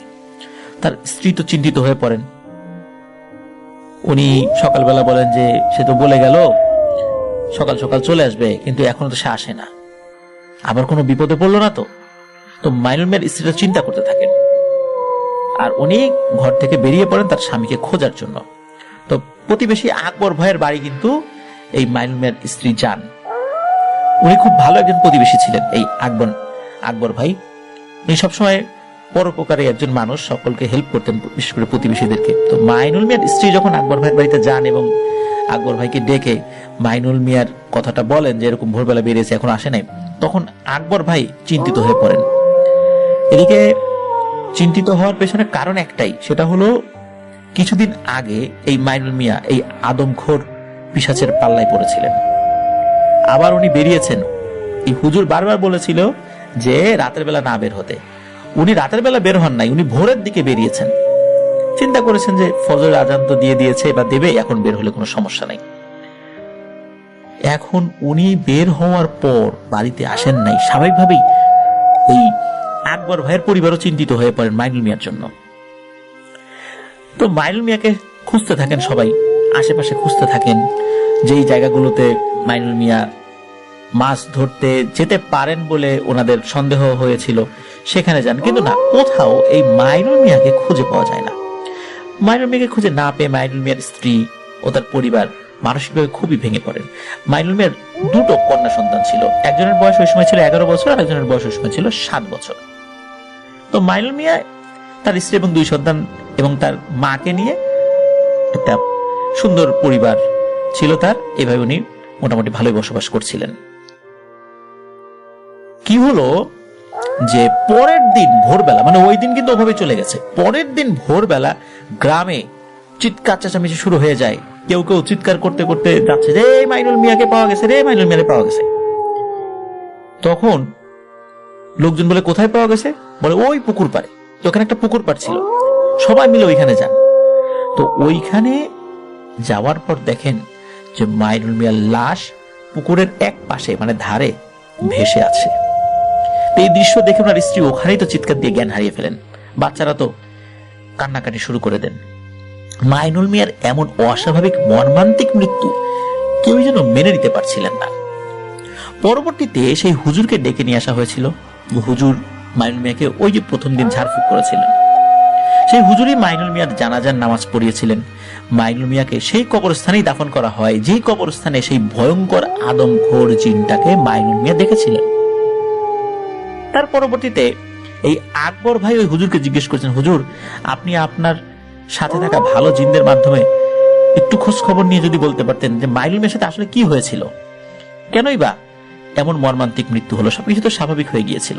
তখন হুজুর বলেছিলেন যে ঠিক আছে আকবর, আমি দেখি কি করা যায়, কতটুকু তথ্য আমি নিতে পারি, কয়েকদিন পর আমি জানানোর চেষ্টা করবো যদি আমার জিনেরা কোনো তথ্য সংগ্রহ করতে পারে। তো হুজুর 2 দিন পরে মাইনুল মিয়ার বাড়িতে আসেন। সেখানে আকবর ভাইও ছিলেন, আশেপাশে কিছু মানুষজন সেখানে চলে আসেন। হুজুর প্রথমে মাইনুল মিয়ার স্ত্রীকে সান্ত্বনা দেন এবং তারপরে বলেন যে আসলে মাইনুল মিয়ার সাথে হয়েছিলটা কি, কতটুকু তথ্য উনি সংগ্রহ করতে পেরেছেন। হুজুর বলেন যে মাইনুল মিয়া যখন ওই পুকুরে মাছ ধরছিল, ওই মাছ ধরা অবস্থায় পুকুরের অপর পাশে মাইনুল মিয়ার চোখ পড়ে। তখন উনি দেখতে পান সেই ভয়ঙ্কর আদমখোর জিনকে। ওই ভয়ঙ্কর দৃশ্য দেখার পর মাইনুল মিয়া যখনই চিৎকার দিয়ে পুকুর থেকে উঠে পালাতে যাবে, তখনই বিদ্যুৎ গতিতে ওই আদমখোর জিনটা তার সামনে চলে আসে এবং হাসি দিয়ে নাকি বলতে থাকে, এবার কোথায় পালাবি রে মাইনুল, তুই আমাকে খুব বিরক্ত করেছিলি, আমার খপ্পরে যে একবার পরে তার নিস্তার নাই। মাইনুল মিয়া যখন এই দৃশ্যটা দেখে, তখন নাকি মাইনুল মিয়া যখন মানে একদম জ্ঞান হারানোর উপক্রম হয়, তখন নাকি জ্ঞান হারানোর আগেই ওই আদমখোর জিনটা মাইনুল মিয়াকে এক টানে পানির নিচে নিয়ে চলে যায় এবং পানির নিচে গিয়ে তার মাথাটা কাদার মধ্যে গেড়ে দেয় এবং পরের দিন ডেড বডিটা আপনা আপনি ভেসে ওঠে। তো এই যে ঘটনাটা, এই ঘটনাটা ওই হুজুর তার সাথে থাকা ভালো জিনদের মাধ্যমে সংগ্রহ করেছিলেন। আর এই আদমখোর জিনের আশেপাশে অন্য কোনো জিন আসতে ভয় পায়, মানে এরা এতটা ভয়ানক। মাইনুল মিয়ার ইন্তেকালের 5-6 দিন পর থেকে ওই কবরস্থানে এই আদমখোর জিনের আরো কিছু ঘটনা ঘটতে শুরু করে। তো এই 5-6 দিন পর যখন হঠাৎ কবর থেকে মাইনুল মিয়ার লাশ নাই এমন একটা ঘটনা ঘটে। কারণ মাইনুল মিয়ার কবরটা খোঁড়া ছিল, লোকজন সকালবেলা ওইদিকে গিয়েছে, দেখে মাইনুল মিয়ার কবরের মধ্যে লাশ নেই। গ্রামের মানুষ তো চিন্তিত হয়ে পড়ে, আরে মাইনুল মিয়ার লাশ গেল কোথায়? তো কেউ তো কিছু বলতে পারে না। অনেক মানুষের ধারণা ছিল যে অনেকেই তো লাশ চুরি করে কঙ্কাল বানিয়ে মেডিকেলের বিভিন্ন স্টুডেন্টদের কাছে বিক্রি করতে পারে, কারণ স্টুডেন্টদের লেখাপড়ার জন্য কঙ্কালের প্রয়োজন হয়, এই জন্যই লেখাপড়ার পারপাসে অনেকে এটা কিনতে চান, এটা হরহামেশাই হয় আর কি। তো এই যে হাড়গোড় চুরি, এটা কিন্তু অনেক জায়গায় ঘটে, এটা যে শুধু ওই কবরস্থানে হচ্ছিল বিষয়টা এরকম না। তখন গ্রামের মানুষজন চিন্তা করে মনে হয় মাইনুল মিয়ার এই ডেড বডিটা ওইরকম কোনো লাশ চোরে নিয়ে গেছে। কিন্তু লাশ চোরে যে নিয়ে গেছে এটা তো হতে দেয়া যায় না। আজ মাইনুল মিয়ার লাশ চোরে নিয়ে গেছে বলে তারা যদি চুপচাপ বসে থাকে, তাহলে এভাবে তাদের আরো আত্মীয় স্বজনদের লাশও কিন্তু কবর থেকে নিয়ে যাবে। এই কারণে ওনারা চিন্তা করেছেন যে লাশ কবর দেওয়ার পর আমরা বেশ কিছুদিন পাহারা দিব। গ্রামে একটা কমিটি করে এরকম পাহারা দেওয়া শুরু হয়। তো ওনারা এরকম সপ্তাহ 2-1-3 পাহারা দিয়েছেন। এর ভিতরে অন্যান্য যারা মারা গিয়েছেন এবং ওই কবরস্থানে দাফন করা হয়েছে, তাদের কবরটা একদম স্বাভাবিক ছিল, কোনো ধরনের কোনো সমস্যা হয়নি।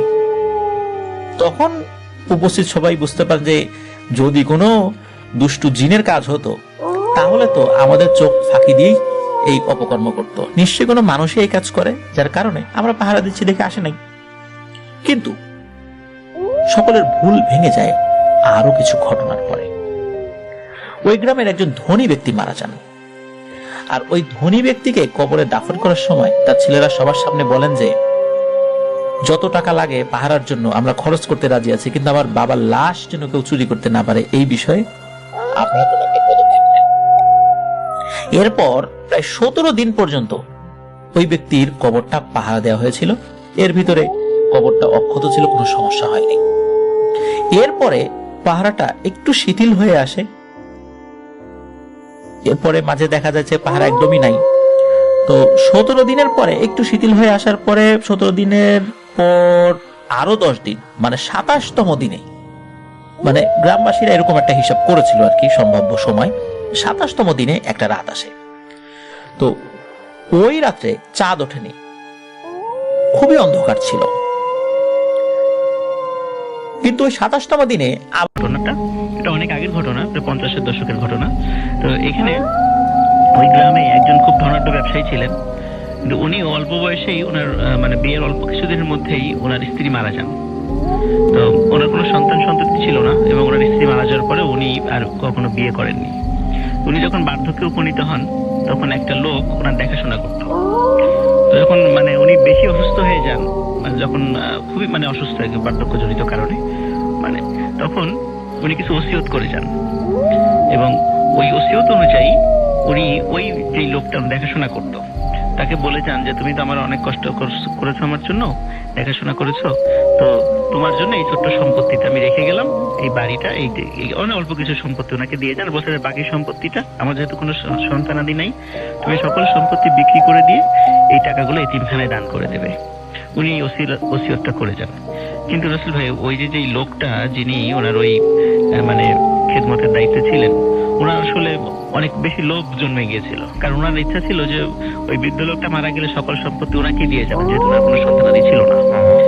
তো কিন্তু ওনার এই ধরনের ওসিয়তে ওই লোকটা খুব মানে মনক্ষুণ্ণ হন, এবং উনি ওই বৃদ্ধ লোকটা ওনাকে এও বলে দেন, আগামীকালকে সকালবেলা গ্রামের গণ্যমান্য ব্যক্তিদেরকে তুমি ডাকবে, আমি তাদেরকে আমার এই ওসিয়তের কথাটা বলে যাব, তারা যেন এই জিনিসটা সাক্ষী থাকেন। কিন্তু দুঃখজনক ব্যাপার রাসেল ভাই, ওই রাত্রে উনি বার্ধক্যজনিত কারণেই মারা যান ওই বৃদ্ধ লোকটা। উনি আর পরের দিন সকালবেলা কাউকে বলে যেতে পারেননি, যেহেতু ওই বিষয়ে কথাটা সাক্ষী একমাত্র উনিই ছিলেন। তো সকালবেলা যখন গণ্যমান্য ব্যক্তিরা এসেছিলেন তার লাশ দেখতে, তখন ওই গণ্যমান্য ব্যক্তিরা তার সম্পত্তির বিষয়ে যখন ওই ব্যক্তিকে জিজ্ঞাসা করলো, উনি সেখানে একটা নির্মম মিথ্যাচার করেন।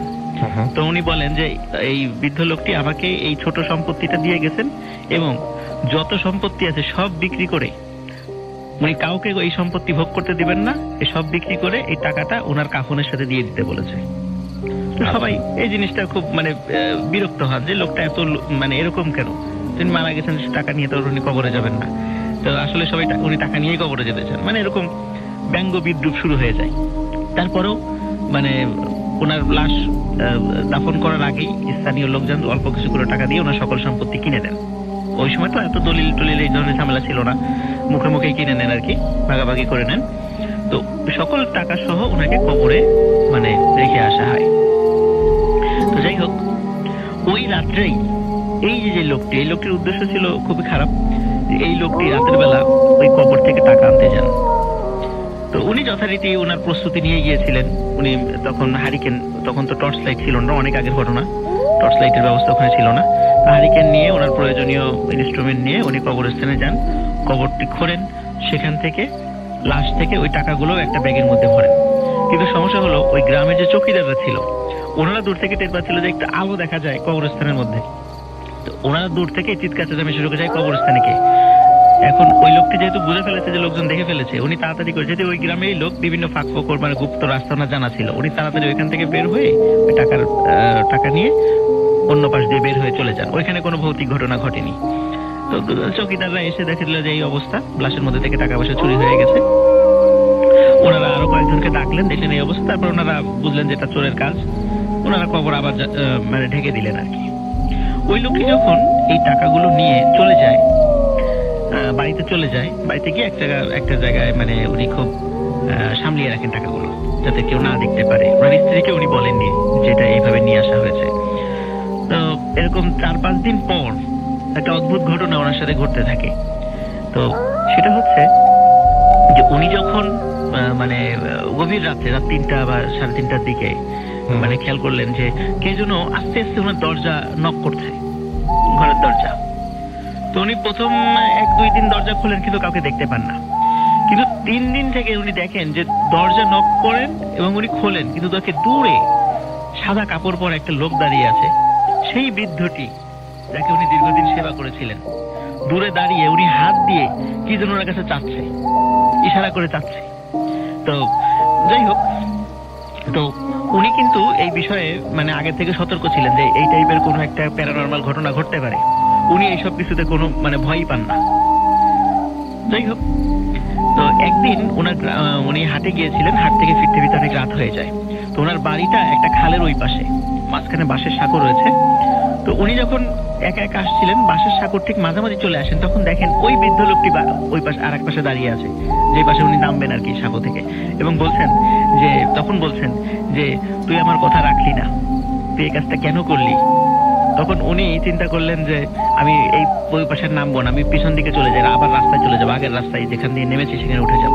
কিন্তু ওখানে যাওয়ার আগেই হঠাৎ করে উনি খেয়াল করলেন যে ওনার এই সাঁকোটা খুব অস্থির ভাবে নড়াচড়া করছে, মনে হচ্ছে কেউ ঝাঁকাচ্ছে সাঁকোটা।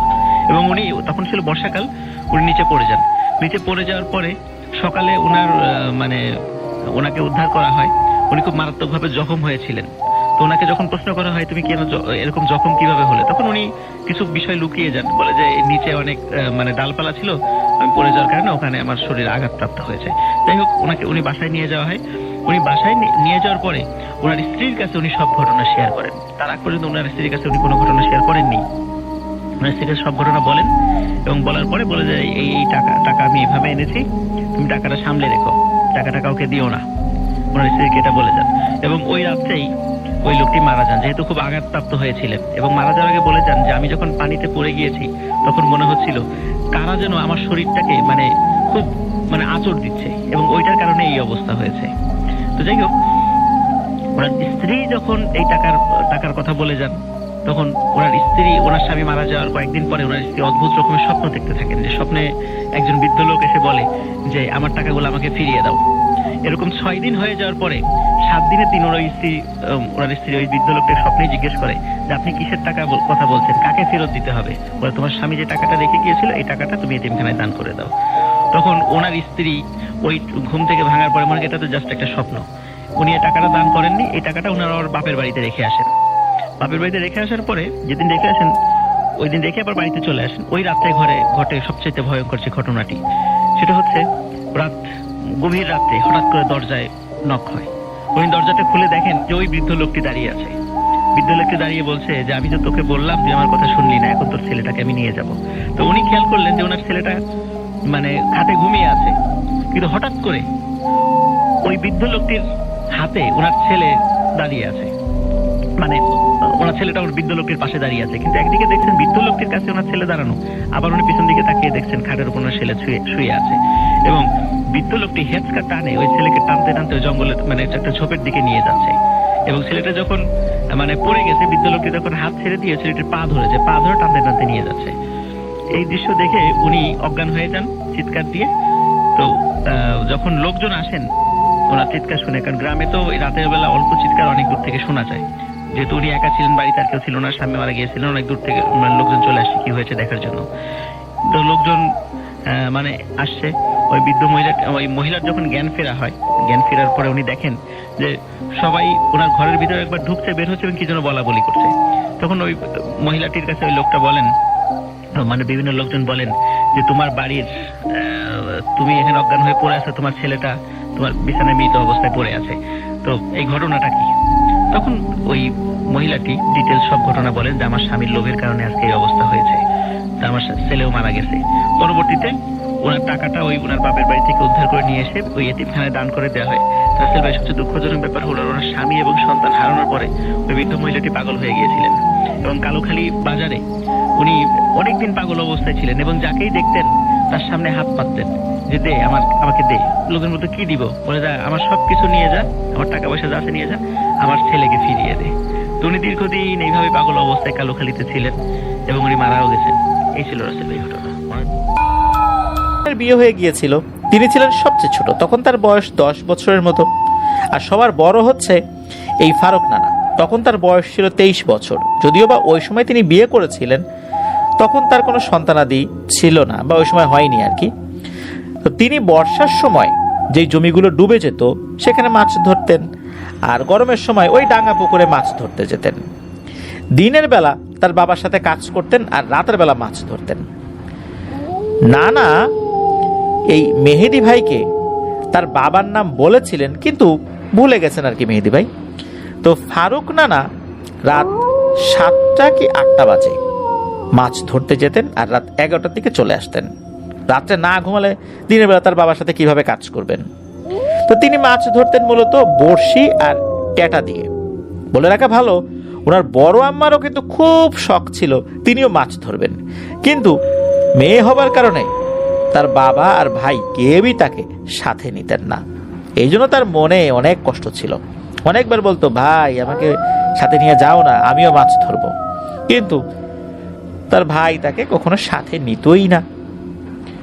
পুকুরটির কাছে যেতে হলে বাড়ি থেকে বের হয়ে সামান্য কিছু বাড়িঘর পার হয়ে জমি বা আইল ধরে হাঁটতে হয়। মানে জমির, যদি জমি ধরেও হাঁটি বা জমির পাশের আইল ধরেও হাঁটি, হেঁটে বেশ অনেকটা পথ যেতে হয়।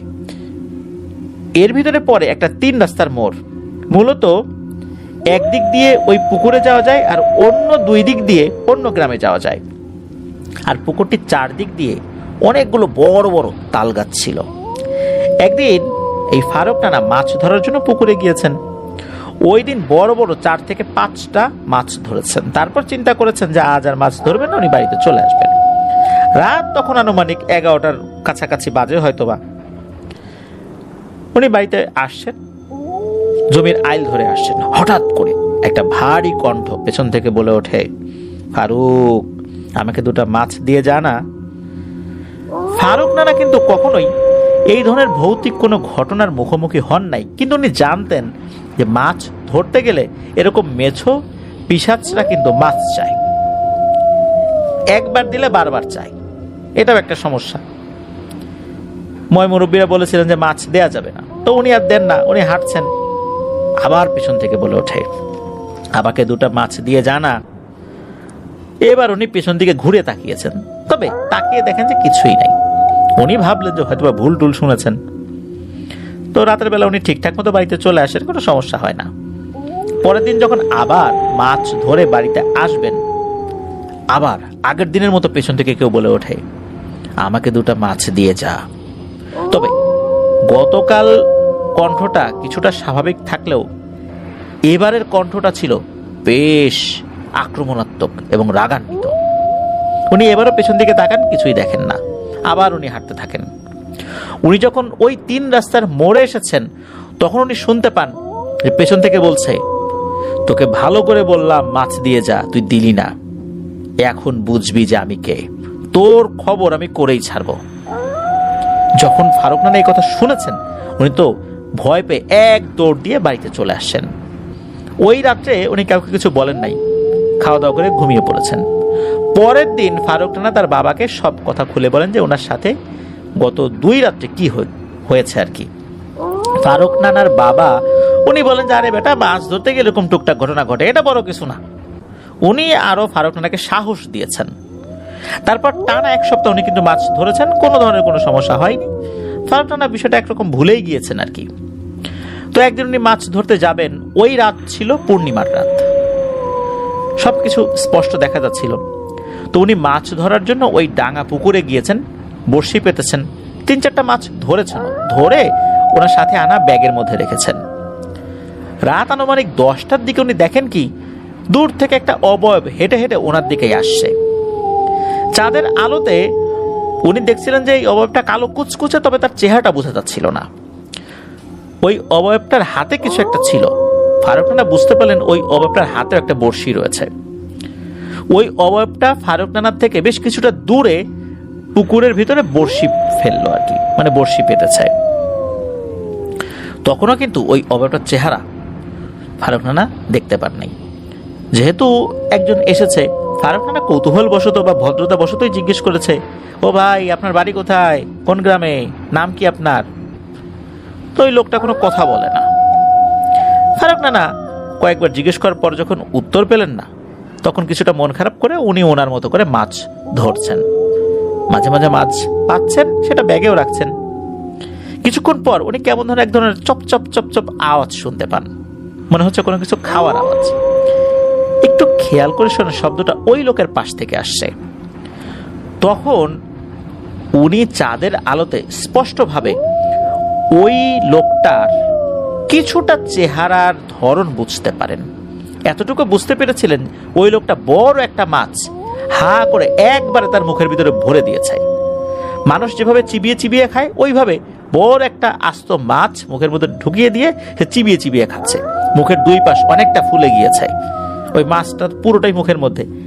এটা দেখে উনি খুব ভয় পেয়েছেন। উনি কোনো কিছু না ভেবেই দিয়েছেন এক দৌড়। দৌড়াতে দৌড়াতে উনি যখন ওই 3 রাস্তার মোড়ে আসছেন, তখন চাঁদের আলোয় দেখেন অনেক বড় একটা অবয়ব তার সামনে এসে দাঁড়িয়েছে।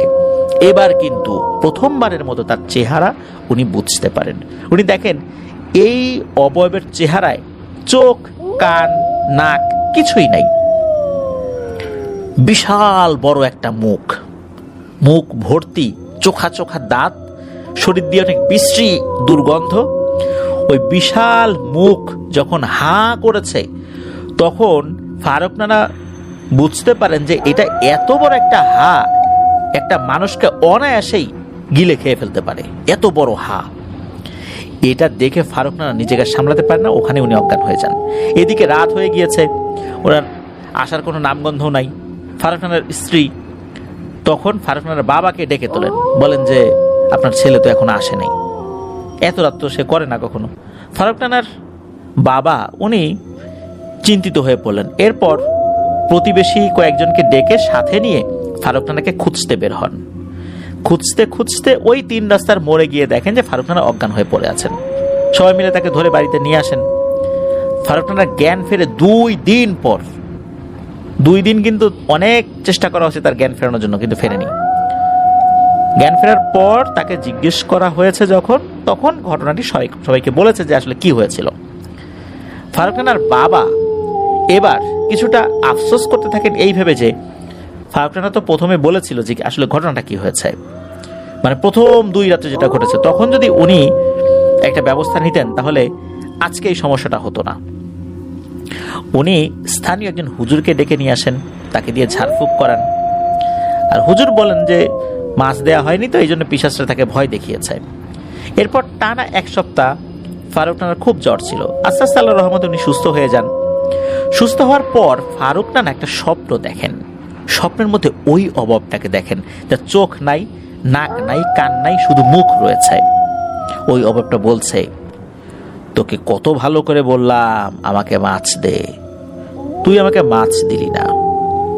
মনে রাখিস, আমি তোকে যেদিনই মৌকা মতো পাবো ওই দিনই তোর জীবনের শেষ দিন হবে। এরপর ফারুক নানা পুরোপুরি সুস্থ হয়ে যান আল্লাহর রহমতে। তো উনি চিন্তা করেন যে মাছ ধরা তো নেশা, তবে রাতের বেলার মাছ ধরবেন না, উনি মাছ ধরবেন দিনের বেলা ধরবেন। এদিকে হয় কি, দিনের বেলা মাছ ধরতে গেলে ওনার বাবার সাথে উনি কাজ করতে পারেন না। ওনার বাবারও বয়স হয়ে গিয়েছে, উনি একা একা সব কাজ শেষ করতে পারেন না দিনের আলোতে। এদিকে ছেলেও মাছ ধরতে যায়, আবার বাবার কাজে অসুবিধা হয়, যার কারণে ফারুক নানা উনি চিন্তা করলেন যে মাছ উনি দিনের বেলাও ধরাটা ছেড়ে দিবেন। তখন ফারুক নানার বাবাও বলেন যে তোর বাবা এখন আর মাছ ধরতে যেতে হবে না, দিনেও না রাতেও না, বর্ষাকাল আসুক আবার বর্ষার সময় তুই মাছ ধরতে যাস। ফারুক নানার মন খারাপ হয়, আসলে মাছ ধরা তো ওনার নেশা। যে মানুষ একদিন মাছ না ধরে থাকতে পারে না, সে বর্ষা পর্যন্ত অপেক্ষা করবে, আসলে তার জন্য এটা অনেক কষ্টই। এদিকে হয় কি, এই যে বড় আম্মা মানে ফারুক নানার বোন রুকসানা, উনি বলেন যে ভাই আমার একদিন নিয়ে যাবি মাছ ধরতে। তখন ফারুক নানা কি মনে করে রাজি হয়ে যায়। একদিন দুপুরবেলা খাবার খেয়ে ওনারা দুজনে মিলেই বড়শি আর টেটা নিয়ে ভর দুপুরবেলায় মাছ ধরতে বের হন। ওনারা দুজনে সেই ডাঙ্গা পুকুরে যান, কোনো ধরনের সমস্যা ছাড়াই। মাছও ধরছেন বেশ কিছু। তারপর ভাবলেন তো অনেক হয়েছে, এখন বাড়ি চলে আসবেন।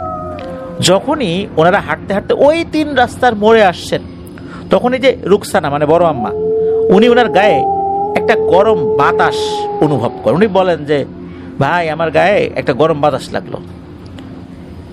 বাতাস যদি লাগে, ন্যাচারাল বাতাস যদি হয়, তাহলে সেটা তো ফারুক নানার বোঝার কথা, কিন্তু ফারুক নানা কিন্তু বিষয়টা বুঝতে পারেন নাই। তবে ব্যাপারটা আসলে স্বাভাবিকভাবেই নিয়েছেন। ওনারা বাড়িতে চলে আসেন। তো ওই দিন রাতের বেলা ফারুক নানা একটা স্বপ্ন দেখেন। স্বপ্নে উনি দেখেন ওই যে ওই অবয়বটা এবং উনি ওই ডাঙা পুকুরের ওখানে আছেন। ওই যে ওই অবয়বটা থেকে বলছে, তোর বোনকে তো আমি নিয়ে যাব রে, তুই যদি ভালোই ভালোই তোর বোনকে আমাকে দিয়ে দিস, তাহলে এর বিনিময়ে তোকে 1 কলস সোনার মোহর দিব, আর মাছ ধরার সময় তোকে কখনোই কোনো সমস্যা করব না, আর 1 কলস সোনার মোহর পেলে তোর আর মাছ ধরাই লাগবে না, কিন্তু তোর বোনকে আমি নিয়ে যাব। ফারুক নানা স্বপ্নেই বলে দেন, যা হারে কি মামা বাড়ির আবদার, আমার বোনকে তুই নিয়ে যাবি, আর আমি সেই অনুমতি দেব, কখনো না, এটা আমি হতেই দেব না। যখন ফারুক নানা এটা বলেছেন তখন নাকি ওই অবয়বটা, তার বিশাল মুখটা হা করে খুব অট্ট হাসি হাসতে থাকে, ভয়ঙ্কর এক হাসি, বিভৎস এক দৃশ্য।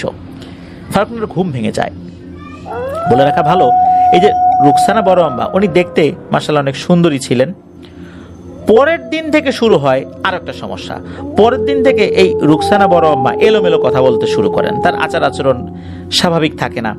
উনি ওনার নিজের মাথার চুল নিজেই টেনে ছিঁড়ে ফেলতেন, নখ দিয়ে শরীরে আঁচড় কাটতেন, ঠিকমতো খাবার খেতে চাইতেন না, আবার যখন খেতে বসতেন একসাথে 5-6 জনের খাবার একসাথে খেয়ে ফেলতেন।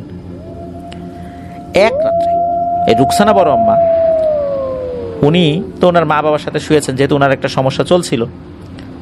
হঠাৎ করে রুকসানা বড় আম্মার আম্মা, যিনি মানে তার মার ঘুম ভেঙে যায়। ঘুম ভেঙে দেখেন যে রুকসানা বড় আম্মা বিছানায় নাই। তখন দ্রুত উনি তো এই রুকসানা বড় আম্মার বাবাকে ডেকে তুলেছেন যে ওই মেয়েটা কোথায় গেল, তাড়াতাড়ি ওঠো ওঠো ওঠো। আশেপাশে খুঁজে কোথাও পাওয়া যায় না। তখন এই রুকসানা বড় আম্মার বাবা প্রতিবেশী কয়েকজনকে ডেকে নিয়ে বাড়ির বাইরে বেরিয়ে যান তাকে খোঁজার জন্য। অনেক খোঁজার পর ওই যে ডাঙা পুকুর, ওই ডাঙা পুকুরের তাল গাছের নিচে রুকসানা বড় আম্মাকে পাওয়া যায় অজ্ঞান অবস্থায়। এরপর মাঝে মাঝেই এই রুকসানা বড় আম্মাকে ঘরে পাওয়া যেত না, অন্য কোথাও না খুঁজে ওই ডাঙা পুকুরের তাল গাছের ওখানে চলে যেতেন তারা, সেখানে তাকে পাওয়া যেত অজ্ঞান অবস্থায়। এদিকে ফারুক নানা তার বাবাকে সব ঘটনা খুলে বলেন যে এরকম স্বপ্ন উনি দেখেছিলেন। এরপর ফারুক নানার বাবা বুঝতে পারেন যে ব্যাপারটা খুব অস্বাভাবিক দিকে যাচ্ছে, এভাবে চলতে দেওয়া যায় না। উনি আবার সেই মসজিদের ইমামকে ডেকে নিয়ে আসেন। উনি ওনার মতো করে ঝাড়ফুঁক করেন, কিন্তু উনি কিছুই বুঝতে পারেন না, কোনো সমস্যার সমাধানও দিতে পারছেন না। এভাবে আস্তে আস্তে বড় আম্মার শারীরিক অবস্থা খুব খারাপ হতে থাকে। অনেক খোঁজাখুঁজি করার পর পাশের আত্রাই উপজেলায় একজন হুজুরের সন্ধান পাওয়া যায়। হুজুরের কাছে গিয়ে সব ঘটনা বলার পর হুজুর বলেন যে আসলে এই ধরনের সমস্যাগুলো বাড়িতে গিয়ে সমাধান দিতে হয়, এখান থেকে সমাধান দেওয়া যাবে না, আমি আপনাদের বাড়িতে যাব, বাড়িতে গিয়ে তারপর দেখি কি করা যায়, আল্লাহ চাহেন তো সমাধান হয়ে যাবে ইনশাল্লাহ, এটা উনি বলেন। তো হুজুর আসেন। হুজুর আসার পর দেখেন যে রুকসানা বড় আম্মার মানে শরীর অবস্থা খুবই খারাপ, ভয়ঙ্কর অবস্থা, চিকন হয়ে গেছে একদম, এমনিতে তো চিকন মানুষ ছিলেন, তারপর আরো অবস্থা খারাপ। হুজুরের কাছে খুব পরহেজগার এবং শক্তিশালী একজন জিন আসতেন, তার মাধ্যম দিয়ে কিছু খবর উনি পান।